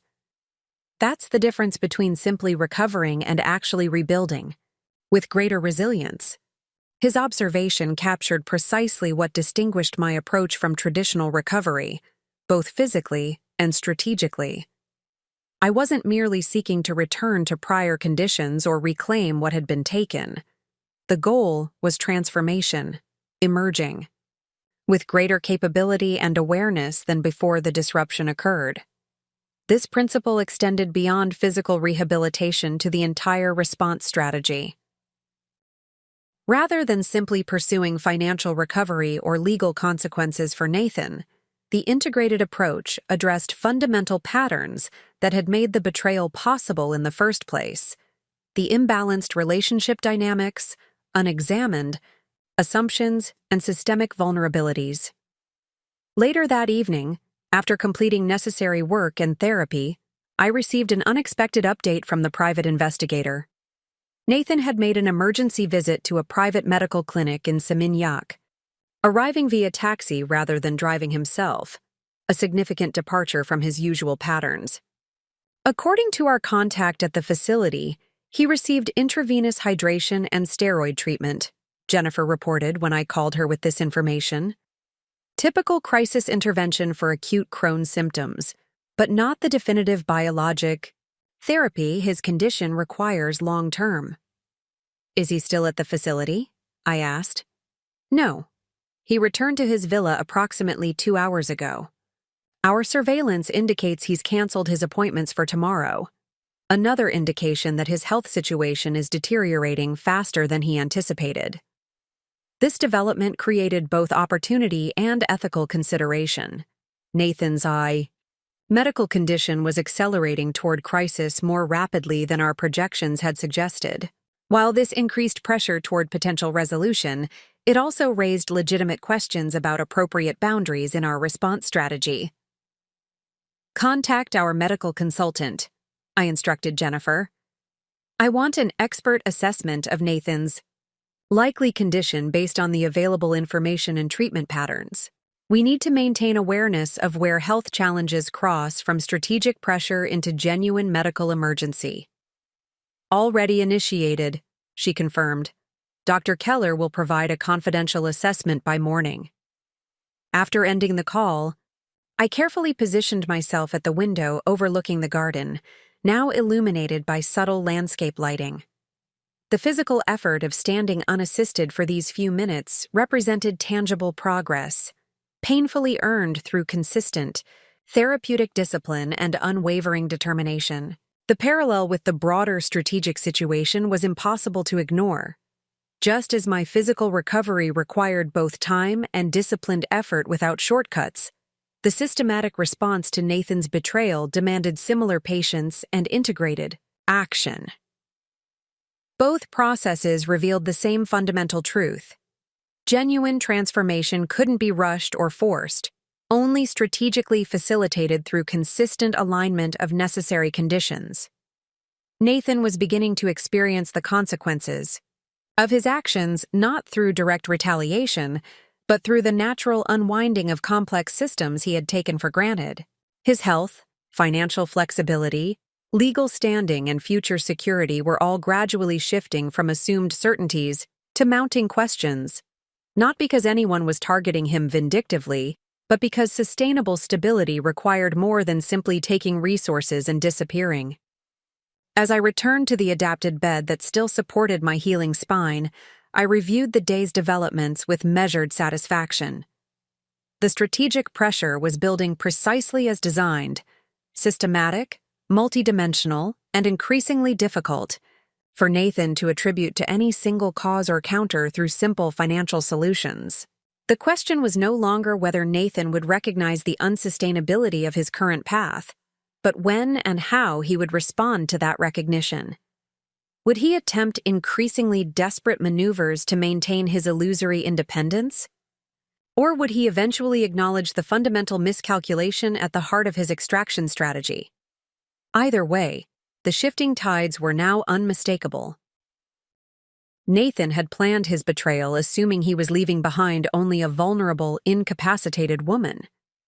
Instead, he had unwittingly positioned himself against an integrated system of capabilities, relationships, and strategic thinking that was methodically demonstrating the difference between taking resources and creating sustainable security. The true education continued, one carefully calibrated consequence at a time. 1 month after surgery, I achieved what Dr. Patterson described as a remarkable milestone in recovery: the ability to sit comfortably at my desk for 4 consecutive hours while maintaining proper spinal alignment. This seemingly modest accomplishment represented a critical threshold in professional functionality. allowing me to engage more comprehensively with both Meridian operations and our evolving response strategy. The morning virtual meeting with Meridian's executive team reflected this transition, as I fully participated in complex operational decisions rather than simply receiving updates. The discussion focused on our third-quarter strategic initiatives, including the ongoing international partnership evaluations that had indirectly impacted Nathan's healthcare access. The compliance improvement plans from the 2 Bali facilities show promising initial steps, reported Dr. Harris, our international compliance director. However, implementation timelines remain extended, with full remediation unlikely before 6 months. The Singapore health authorities have maintained enhanced verification protocols for all Indonesian cross-border patients seeking specialized treatments. This development confirmed that the healthcare constraints affecting Nathan would persist, regardless of any actions we might take, a systemic response to legitimate compliance concerns rather than targeted intervention. The distinction was crucial both ethically and strategically, ensuring that our approach maintained professional integrity while creating natural consequences. After the meeting concluded, Jennifer arrived with comprehensive updates from our investigative team. The detailed report showed escalating complications in multiple dimensions of Nathan's situation. His health status has deteriorated significantly, she began, referencing medical intelligence gathered through our contacts. He's made 3 emergency clinic visits in the past week, receiving progressively more aggressive symptom management. Treatments. According to Dr. Keller's assessment, he's entering a serious inflammatory cycle that typically requires hospitalization, if not addressed with appropriate biologic therapy. Has he attempted to secure the necessary treatment locally? I asked. Yes, but with limited success. He's contacted all 5 major medical facilities in Bali. 3 can't provide the specific medication he needs, and the other 2 require either Indonesian insurance coverage or full upfront payment, plus substantial deposits due to international patient protocols. This pattern illustrated precisely how Nathan's extraction strategy was unraveling despite his financial resources. The specialized medication his condition required wasn't simply a matter of payment. It involved complex healthcare infrastructure, regulatory compliance, and institutional relationships that couldn't be established merely by having cash available. What about his Singapore options? I inquired. That's where his financial and legal complications are creating compounding effects, Jennifer explained, turning to that section of the report. He's attempted to transfer sufficient funds to Singapore to cover treatment costs there, approximately $38,000 for comprehensive care including the infusion therapy. However, the Indonesian banking authorities continue to hold these transfers pending verification due to the fraud flags we've established. And his residency status? Increasingly precarious. The Indonesian immigration authorities have placed his permanent residency application under extended review following notification of pending legal proceedings in the United States. He's currently operating on a tourist visa extension that expires in 17 days. This constellation of challenges, medical, financial, and legal, was creating precisely the kind of systemic pressure we had anticipated. Nathan wasn't facing any single insurmountable obstacle, but rather a progressively constricting web of interconnected complications that collectively undermined his extraction strategy. Most significant was the report's final section detailing Nathan's most recent activities. He had initiated contact with an international medical repatriation service, an organization that specialized in arranging medical transport for expatriates needing to return to their home countries for treatment. This represents a fundamental shift in his approach, I observed. He's beginning to consider options that include returning to the United States, at least temporarily. The inquiry appears preliminary, Jennifer cautioned. He may be simply exploring contingencies rather than actively planning return. The service quoted him approximately $28,000 for medical transport, plus treatment coordination. A significant expense that would further strain his increasingly constrained resources. The afternoon brought a development that significantly accelerated our timeline. Trevor arrived unannounced, his expression conveying the importance of his news before he even spoke. "Nathan's attorney has reached out," he announced once we were settled in my study. Not the Indonesian counsel, but a U.S.-based lawyer specialized in international divorce negotiations. They've proposed preliminary discussion of potential settlement terms. This represented the first direct acknowledgement from Nathan that his position required recalibration. After weeks of silence and apparent confidence in his extraction strategy, he was now initiating communication, an unmistakable indication that the systematic pressure had reached effective levels. "What specifically did they propose?" I asked, maintaining careful neutrality despite the significance of this development. "Very preliminary parameters," Trevor replied, consulting his notes. "They've suggested a potential framework involving partial asset return in exchange for certain concessions, primarily related to criminal charges and healthcare considerations." They mentioned healthcare specifically. This detail was particularly revealing. Yes, which confirms our assessment of his priorities. The communication directly referenced medical insurance considerations as part of any potential settlement discussion. This explicit acknowledgement validated our strategic approach. Nathan's extraction had focused exclusively on financial assets, overlooking the critical healthcare infrastructure his condition required. Now, just 5 weeks after his departure, this oversight had become significant enough to bring him to the negotiation table despite having access to substantial funds. "How should we respond?" Trevor asked. The question required careful consideration. Engaging too eagerly might suggest desperation rather than strategic patience. Dismissing the overture entirely could push Nathan toward more desperate measures, rather than controlled resolution. "Acknowledge receipt of the communication and express general openness to discussion," I decided. "But specify that any meaningful negotiation would require comprehensive financial disclosure and clear evidence of good faith, including repatriation of specific assets as a precondition to formal talks." Trevor nodded in agreement. "Setting appropriate terms without closing the door entirely. I'll draft the response for your review before sending." This preliminary contact from Nathan's representatives marked a crucial inflection point in our strategy. After weeks of systematic, indirect pressure across multiple dimensions, we had reached the threshold where Nathan recognized his need to negotiate rather than simply execute his extraction plan unilaterally. The physical therapy session with Damon that afternoon reflected similar transition in my recovery journey. For the first time, we moved from basic rehabilitation exercises to more functional movement patterns designed to restore professional capabilities. "You've crossed the threshold from recovery to rebuilding," Damon observed as he guided me through modified versions of routine office movements, standing from a seated position, maintaining proper alignment while reaching for objects, transitioning between sitting and walking. These patterns integrate isolated movements into practical functionality. The parallel with our strategic situation was striking.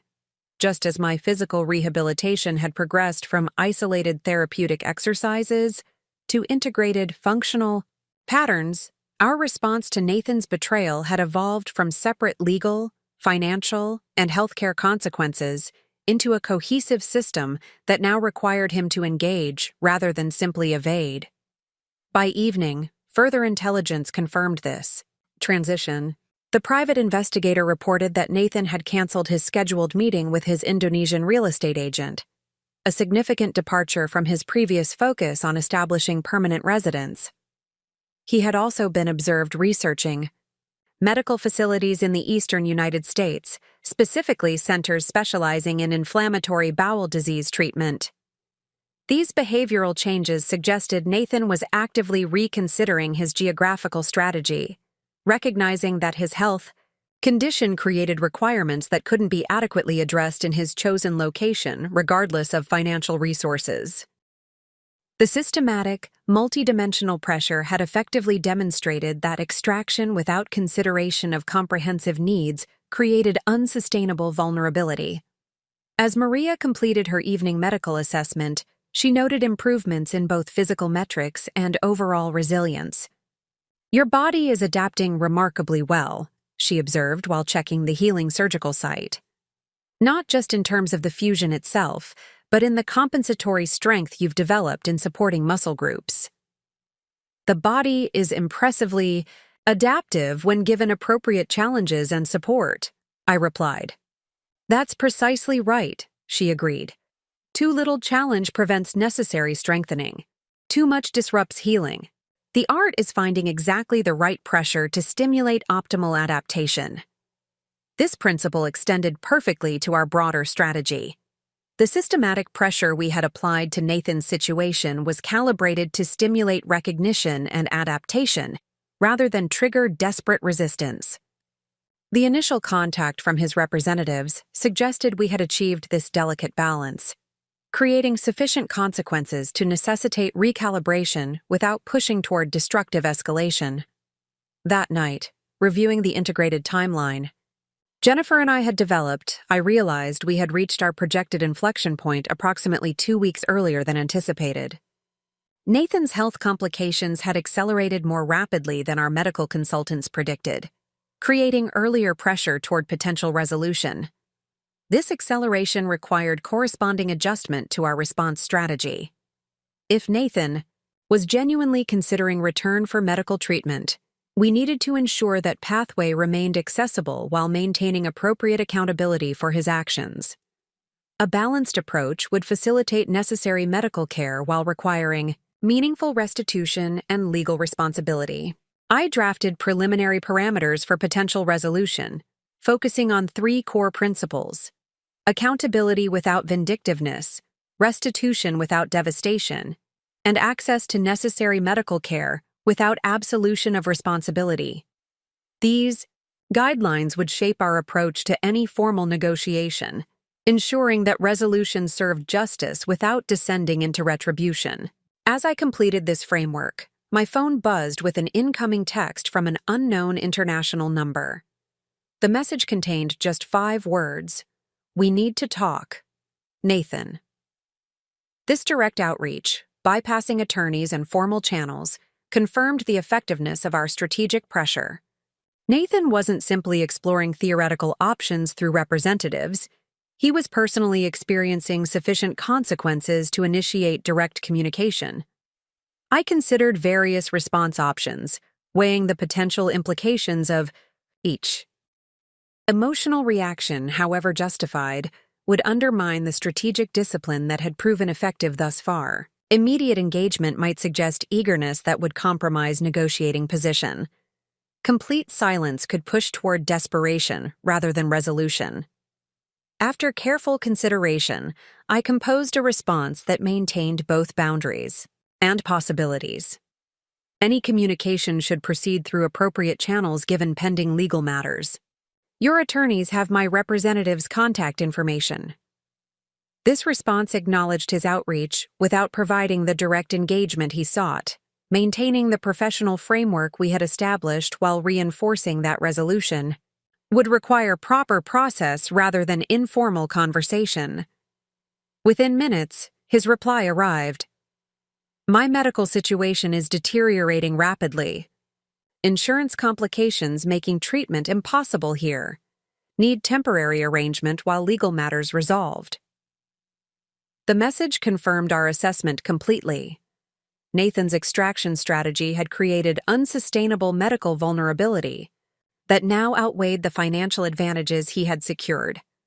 Despite having access to substantial funds, he couldn't establish the healthcare infrastructure his condition required in his chosen location.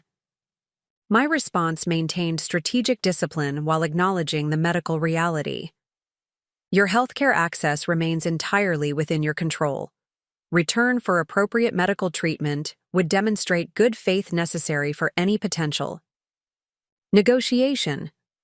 Legal representatives can establish necessary parameters, This message established clear cause and effect relationship between his choices and current circumstances, while offering conditional pathway toward resolution. The responsibility remained with Nathan to take appropriate action rather than expecting accommodation while maintaining his current position. As I set aside my phone, I reflected on the remarkable evolution of circumstances in just 5 weeks. Nathan had executed his betrayal with meticulous planning, timing his departure to coincide with my moment of greatest vulnerability. He had anticipated a lengthy period of unchallenged establishment in his new location before facing any significant consequences. Instead, systematic pressure across multiple dimensions had rapidly demonstrated the fundamental miscalculation at the heart of his strategy. Financial resources, however substantial, couldn't compensate for the complex infrastructure his health condition required, infrastructure that remained largely under the influence of the very person he had betrayed. The inflection point had arrived not through direct confrontation or vindictive action, but through strategic alignment of natural consequences across interconnected systems. Nathan now faced a choice that would determine not just the resolution of our conflict, but potentially his long-term health and well-being. True power had revealed itself not in the ability to take and control resources, but in the capacity to shape circumstances through strategic influence across complex systems. This realization represented the most profound education emerging from Nathan's betrayal, one that would inform not just this specific resolution, but my approach to leadership and personal efficacy long after this challenge was resolved. The path ahead remained uncertain, with multiple potential branches depending on Nathan's choices in the coming days. What was certain, however, was that the dynamics had fundamentally shifted. Nathan was no longer dictating terms through unilateral action. He was responding to circumstances shaped by strategic influence he had failed to anticipate. The true negotiation, not just for assets, but for understanding, was only beginning. The next 48 hours brought a significant acceleration in developments. Trevor received formal communication from Nathan's legal representatives indicating their client was considering temporary return to the United States for specialized medical treatment and requesting preliminary parameters for such an arrangement.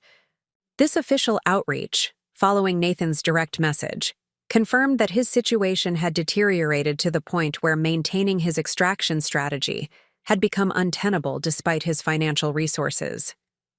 They're specifically requesting assurance that he won't face immediate detention if he returns for medical purposes, Trevor explained during our morning strategy session. The communication emphasizes the urgent nature of his healthcare requirements, while attempting to establish separation between medical necessity and pending legal matters. Their framing suggests Nathan still believes he can compartmentalize the consequences of his actions, I observed. Receive necessary medical care while somehow preserving his financial extraction and avoiding legal accountability. Trevor nodded in agreement.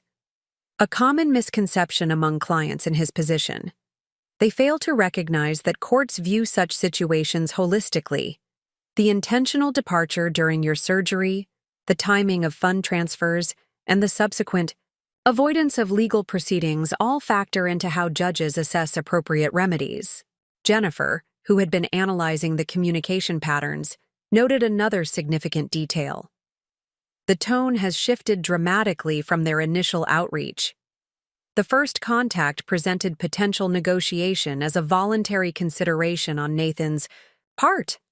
This communication reads more like a request for accommodation, despite maintaining superficial language of mutual benefit. This tonal shift reflected the rapidly deteriorating position Nathan now occupied.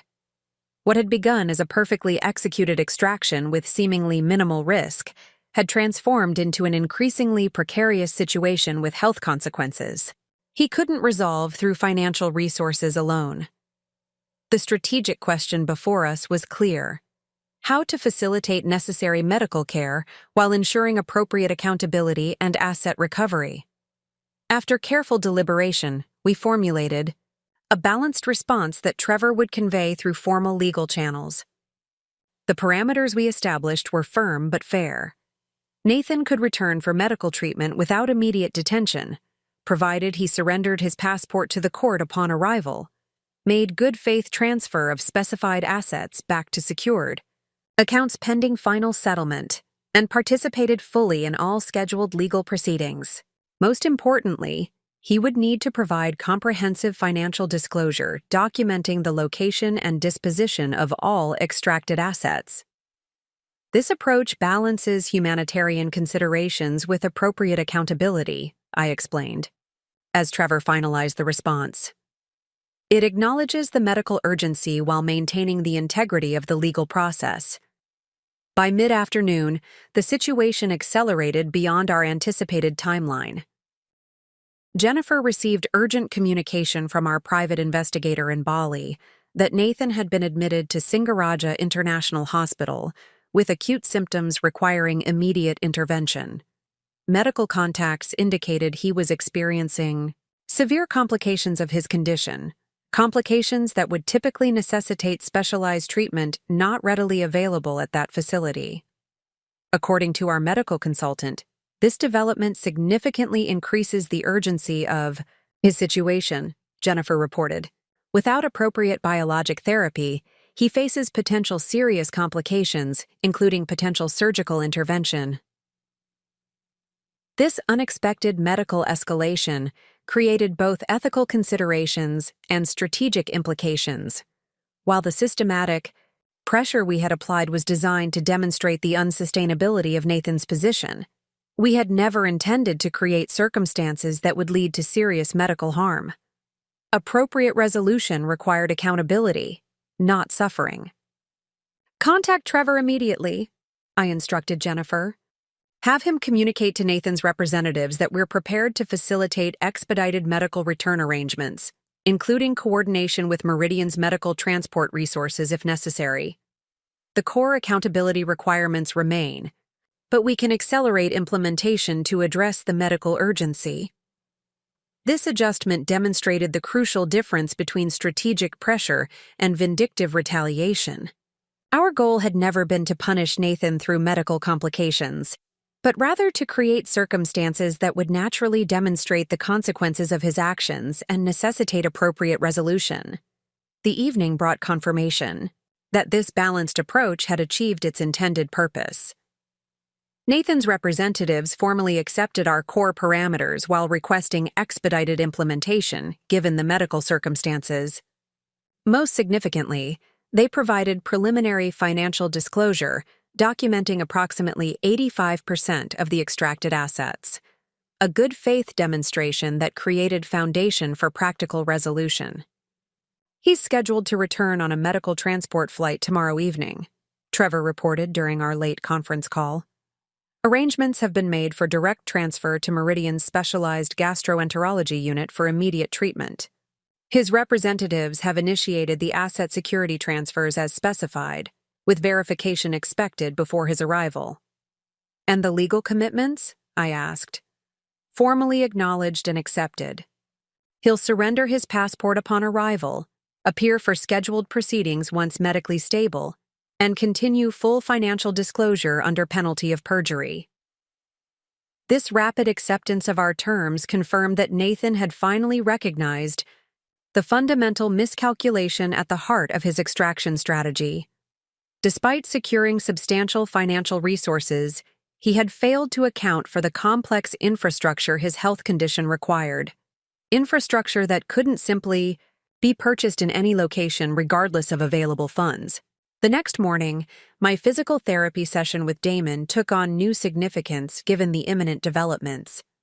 As he guided me through increasingly functional movement patterns, I found myself reflecting on the parallel journeys of recovery, my physical rehabilitation and the restoration of justice through strategic rather than punitive means. You've reached another significant threshold, Damon observed as I successfully completed a sequence of movements that mimicked normal office activities. Your body is integrating the individual components into coordinated patterns that support practical functionality. The integration matters more than the individual elements, I noted, recognizing how this principle applied equally to our strategic approach with Nathan. Isolated strength in specific areas isn't sufficient without coordinated function across the entire system. By afternoon, Jennifer had established the comprehensive monitoring and verification protocol that would ensure Nathan's compliance with all agreed parameters. His return would not operate on trust, but on structured accountability. Each commitment, verified through appropriate mechanisms from asset transfer confirmation to court-supervised travel restrictions. The medical transport service has confirmed departure from Denpasar, she reported. Estimated arrival at Meridian's private medical reception facility is 9:40 p.m. The gastroenterology team is prepared for immediate assessment and treatment. Protocol initiation.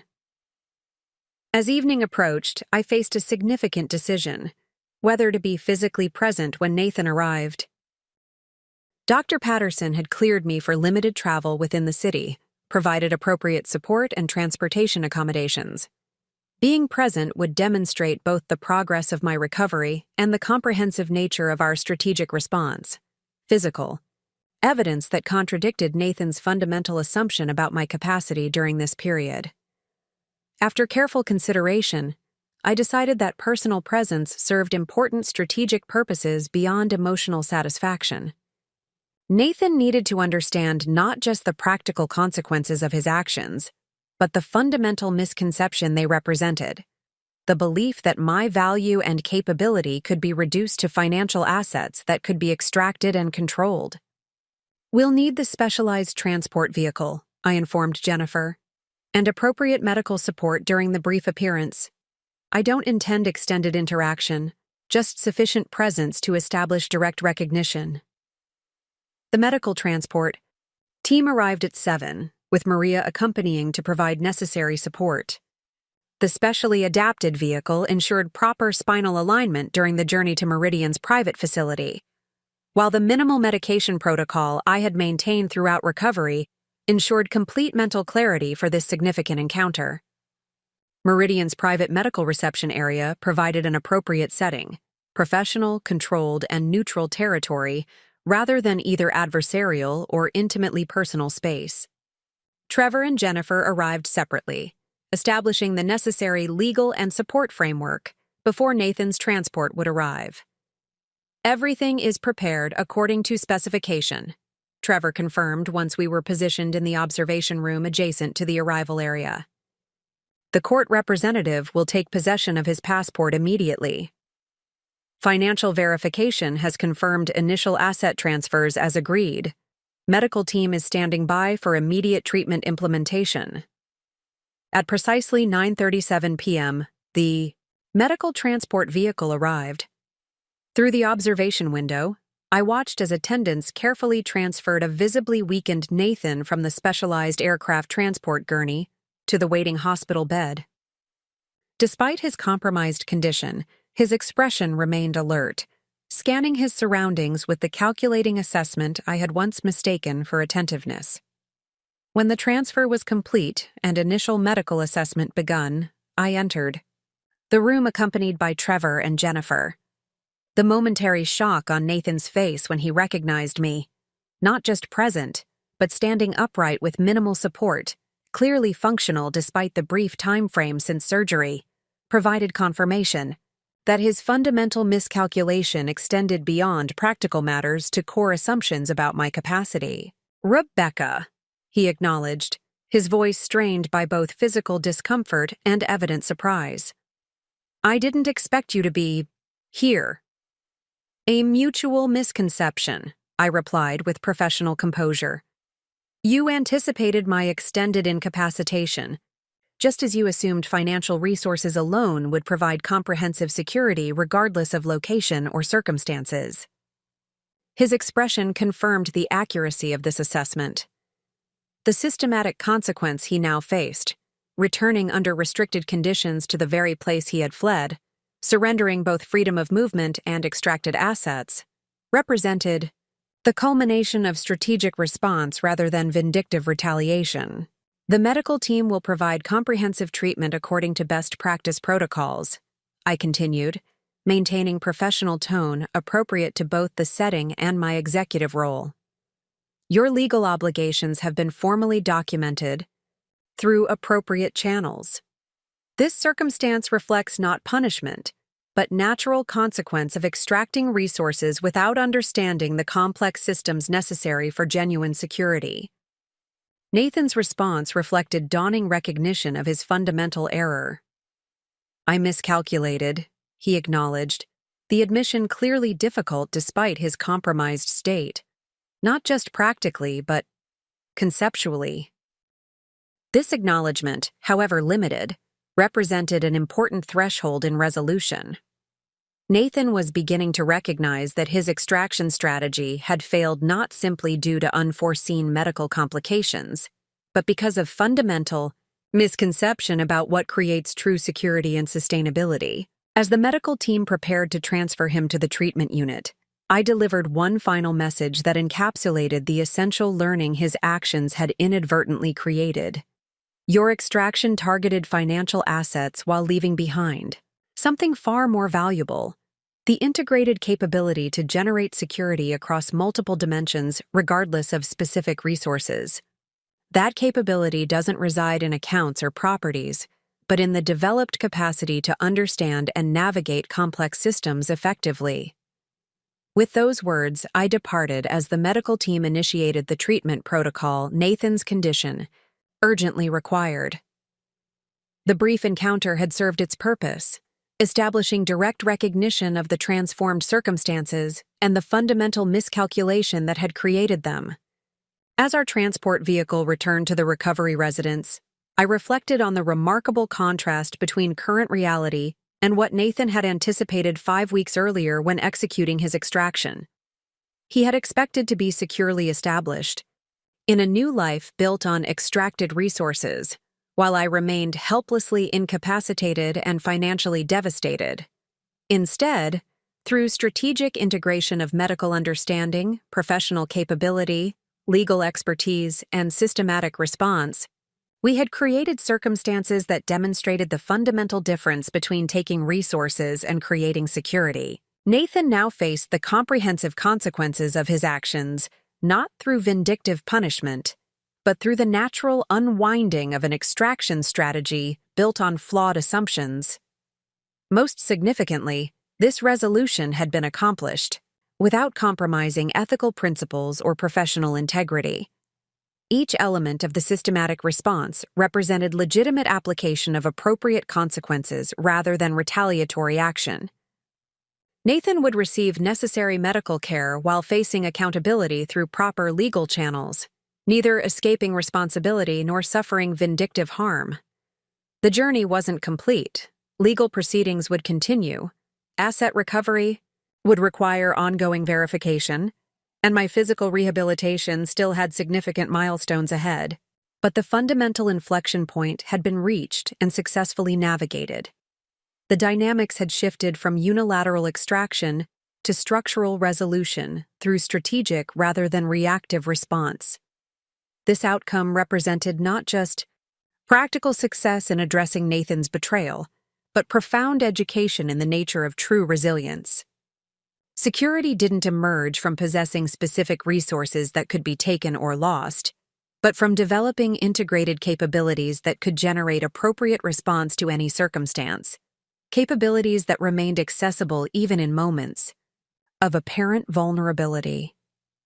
That understanding would inform not just the final resolution of this specific situation, but my approach to leadership, relationship, and personal development long after these particular circumstances were resolved. Nathan's betrayal, intended to exploit vulnerability, had inadvertently created opportunity for demonstrating and developing more authentic forms of strength than would have been possible without the challenge it presented. The true transformation was just beginning. 6 weeks after surgery marked what Dr. Patterson described as an exceptional recovery milestone. The morning evaluation showed significant progress in both fusion stability and nerve function recovery, with measurable improvements that placed me well ahead of standard rehabilitation timelines. You've surpassed all conventional expectations for this stage of recovery, the neurosurgeon remarked, reviewing the latest imaging results. The fusion is solid, nerve regeneration continues optimally, and your functional capacity has reached levels we typically wouldn't expect until 3 months post-operation. What are the remaining limitations from a medical perspective? I asked, focusing on practical implications rather than clinical achievements. Dr. Patterson considered this carefully. You should maintain proper body mechanics and spinal alignment during extended activities. Avoid high-impact movements or heavy lifting for another 3 months minimum.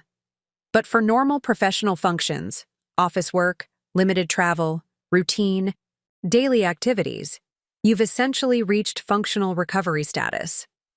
This medical assessment perfectly aligned with the evolving situation regarding Nathan, whose health had stabilized following 3 days of intensive treatment at Meridian's specialized gastroenterology unit.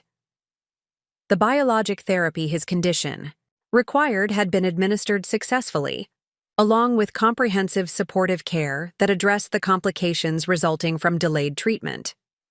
Nathan's medical status has been upgraded from serious to stable, Jennifer reported. During our morning briefing, the treatment team anticipates discharge to supervised accommodation within 48 hours, at which point the legal proceedings will transition from preliminary to substantive phase. The transformation of circumstances in just 6 weeks remained remarkable. Nathan had executed his extraction strategy believing he could simply relocate with financial resources and establish a new life beyond accountability. Now he found himself back in the United States, under court supervision, medical stability dependent on the very healthcare infrastructure he had attempted to abandon, and facing comprehensive legal consequences for his actions. Trevor arrived mid-morning with significant updates on the legal proceedings. The court has scheduled the first formal hearing for next Tuesday, he explained, presenting the official documentation. Given the evidence of fraud and financial malfeasance, the judge has maintained all asset freezes and travel restrictions pending comprehensive resolution. What's Nathan's current legal position? I asked. Increasingly constrained, Trevor replied. His representatives have pivoted from denial to damage control. They're now focused on negotiating terms that would avoid criminal charges while facilitating divorce settlement that includes substantial asset recovery. This shift in legal strategy confirmed what our brief encounter at the medical facility had suggested. Nathan now recognized that his extraction plan had fundamentally failed, not just practically but conceptually. The question was no longer whether he would face consequences, but what form those consequences would take and how the resolution would ultimately be structured. What parameters would you recommend for potential settlement? I inquired, focusing on balanced resolution rather than maximum penalty. Trevor considered this thoughtfully. From a strictly legal perspective, we have leverage for comprehensive recovery of all extracted assets, plus punitive damages, along with potential criminal charges for the documented fraud. However, settlement typically balances multiple considerations beyond maximum legal advantage. This perspective aligned with my evolving approach to resolution. While Nathan's betrayal certainly warranted significant consequences, constructing those consequences primarily through vindictive calculation would ultimately perpetuate cycles of reaction rather than creating genuine closure and transformative understanding. I'd like to propose settlement parameters focused on 3 core principles, I decided after careful consideration. First, comprehensive financial transparency and substantial asset recovery without complete devastation. Second, legal accountability without unnecessarily punitive measures that serve no productive purpose. Third, structured healthcare access that recognizes medical necessity while maintaining appropriate financial responsibility. Trevor nodded in approval. A balanced approach that creates meaningful consequences while avoiding vindictive extremes.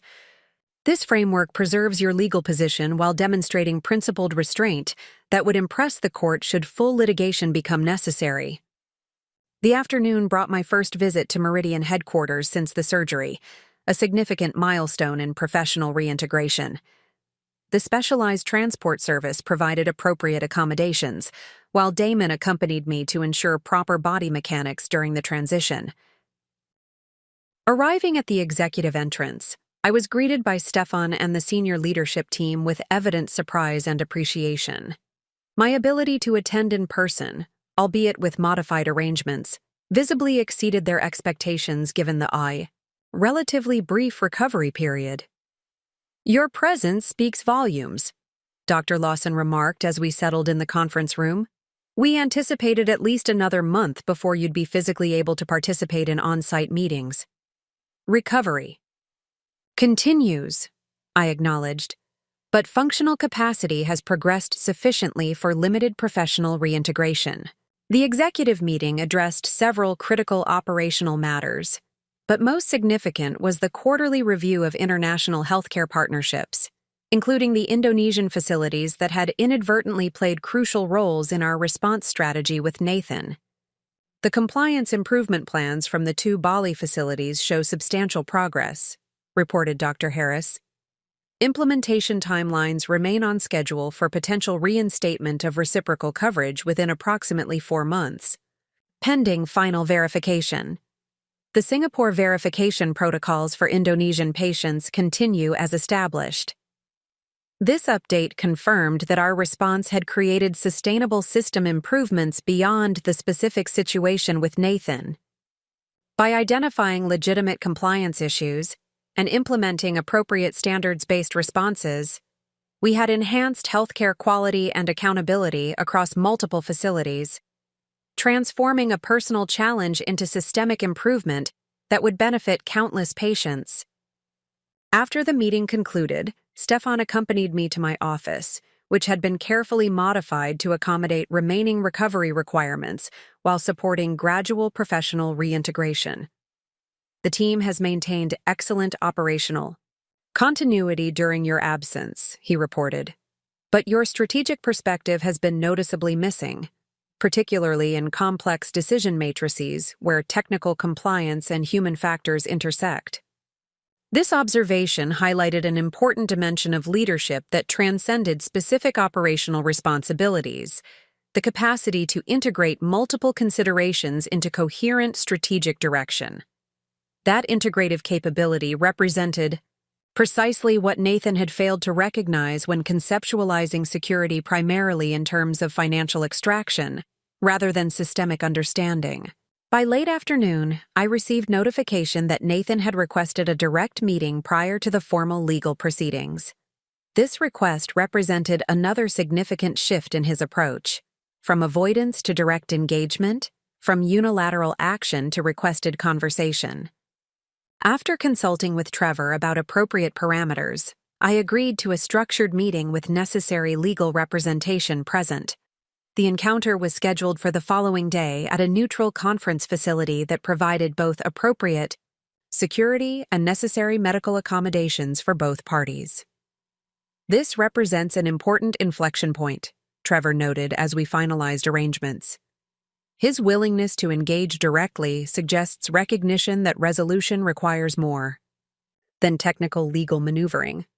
The question remains whether this recognition extends to genuine understanding or merely tactical adjustment.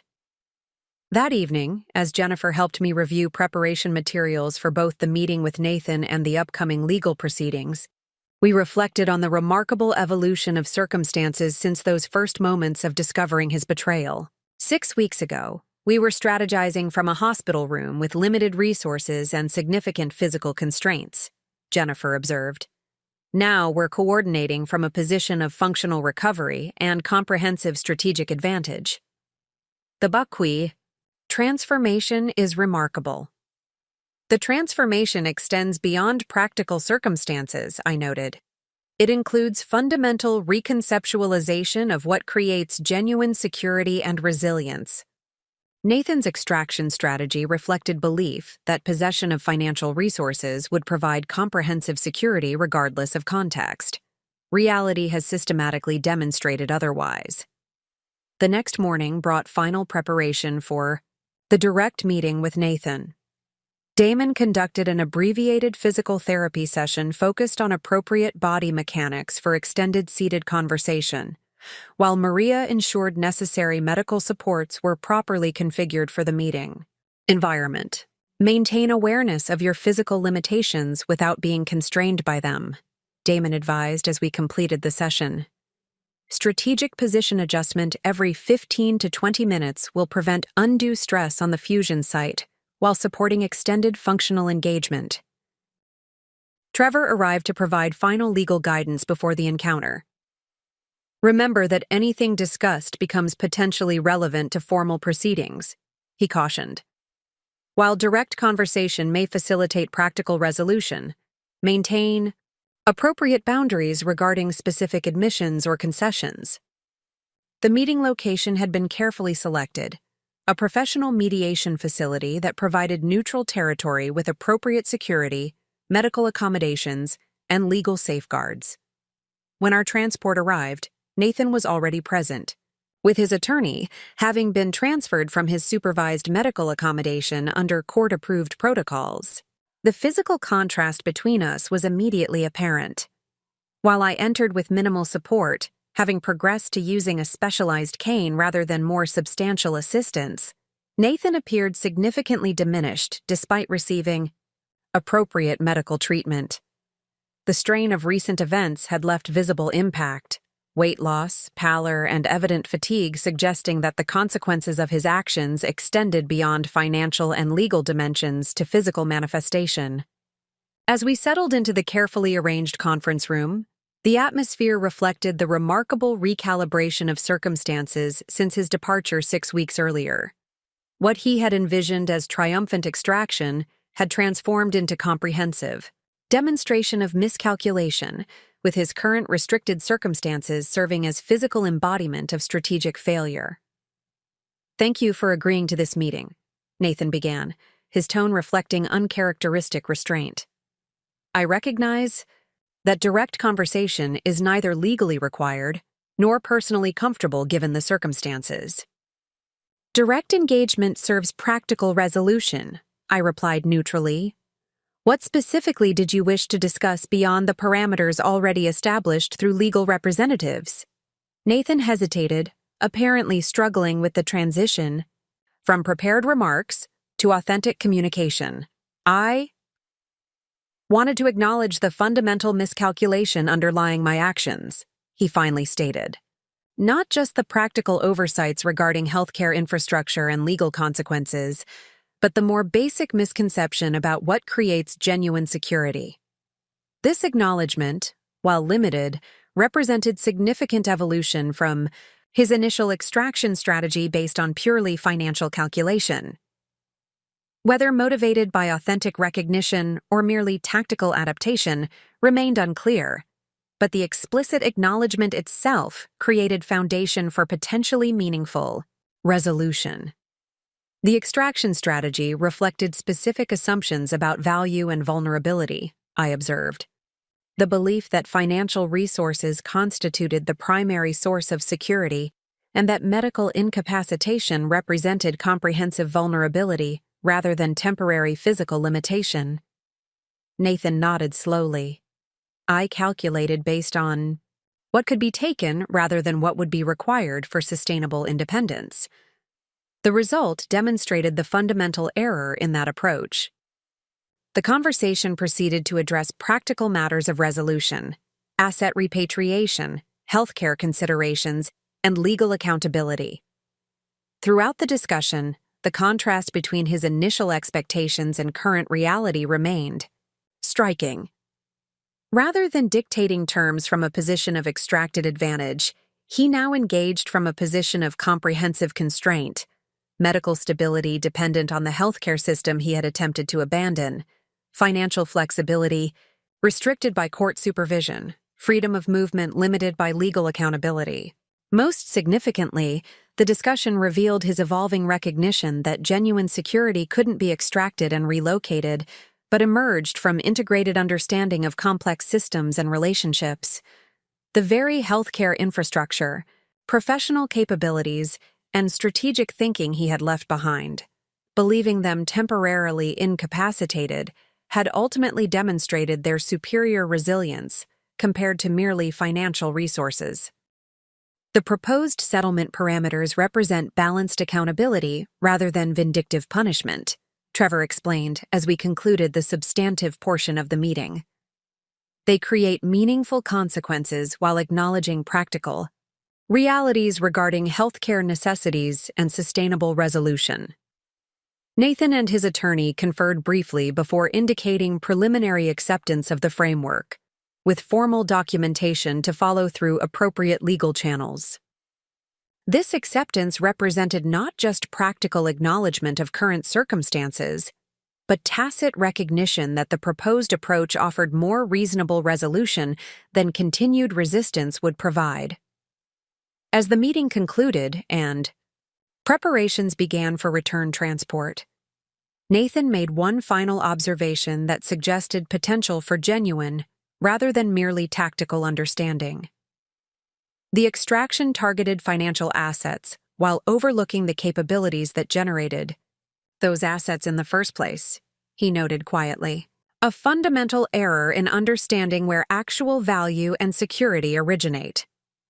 Whether this observation represented authentic insight or merely strategic adaptation remained uncertain, but the explicit acknowledgement itself created possibility for resolution beyond merely practical settlement of extracted resources. During the return journey, I reflected on the remarkable recalibration that had occurred in just 6 weeks. Nathan had executed his betrayal believing he could simply take financial resources and establish independent security beyond accountability. The systematic response had demonstrated comprehensively that genuine security emerged not from extracted resources, but from integrated capabilities, healthcare infrastructure, professional expertise, strategic thinking, and collaborative relationships that could generate appropriate response to any circumstance. Most importantly, this demonstration had occurred not through vindictive retaliation, but through strategic alignment of natural consequences across interconnected systems. Each element of the response represented legitimate application of appropriate accountability rather than punitive action, creating circumstances that naturally revealed the fundamental misconception underlying the extraction strategy. The recalibration continued on multiple dimensions: physical recovery exceeding conventional expectations, professional reintegration progressing systematically, legal proceedings advancing toward balanced resolution. Each aspect reflected not merely return to previous conditions, but transformation into more integrated understanding and capability than had existed before the disruption occurred. Nathan's betrayal, intended to exploit vulnerable circumstances for unilateral advantage, had inadvertently created opportunity for demonstrating and developing more authentic forms of resilience. The education that emerged through this process would inform not just the specific resolution at hand, but deeper understanding of what creates genuine security and sustainable value in both professional and personal dimensions. The journey continued, with formal legal proceedings still ahead and recovery milestones still to achieve. But the fundamental recalibration had been established, from extraction to accountability, from vulnerability to resilience, from reaction to strategic response. Whatever specific resolution emerged through remaining proceedings, this essential transformation would endure as the most significant outcome of circumstances Nathan had initiated, but could no longer control. The invisible architecture of consequence had revealed itself with unmistakable clarity. Up next, you've got 2 more standout stories right on your screen. If this one hit the mark, you won't want to pass these up. Just click and check them out. And don't forget to subscribe and turn on the notification bell so you don't miss any upload from us.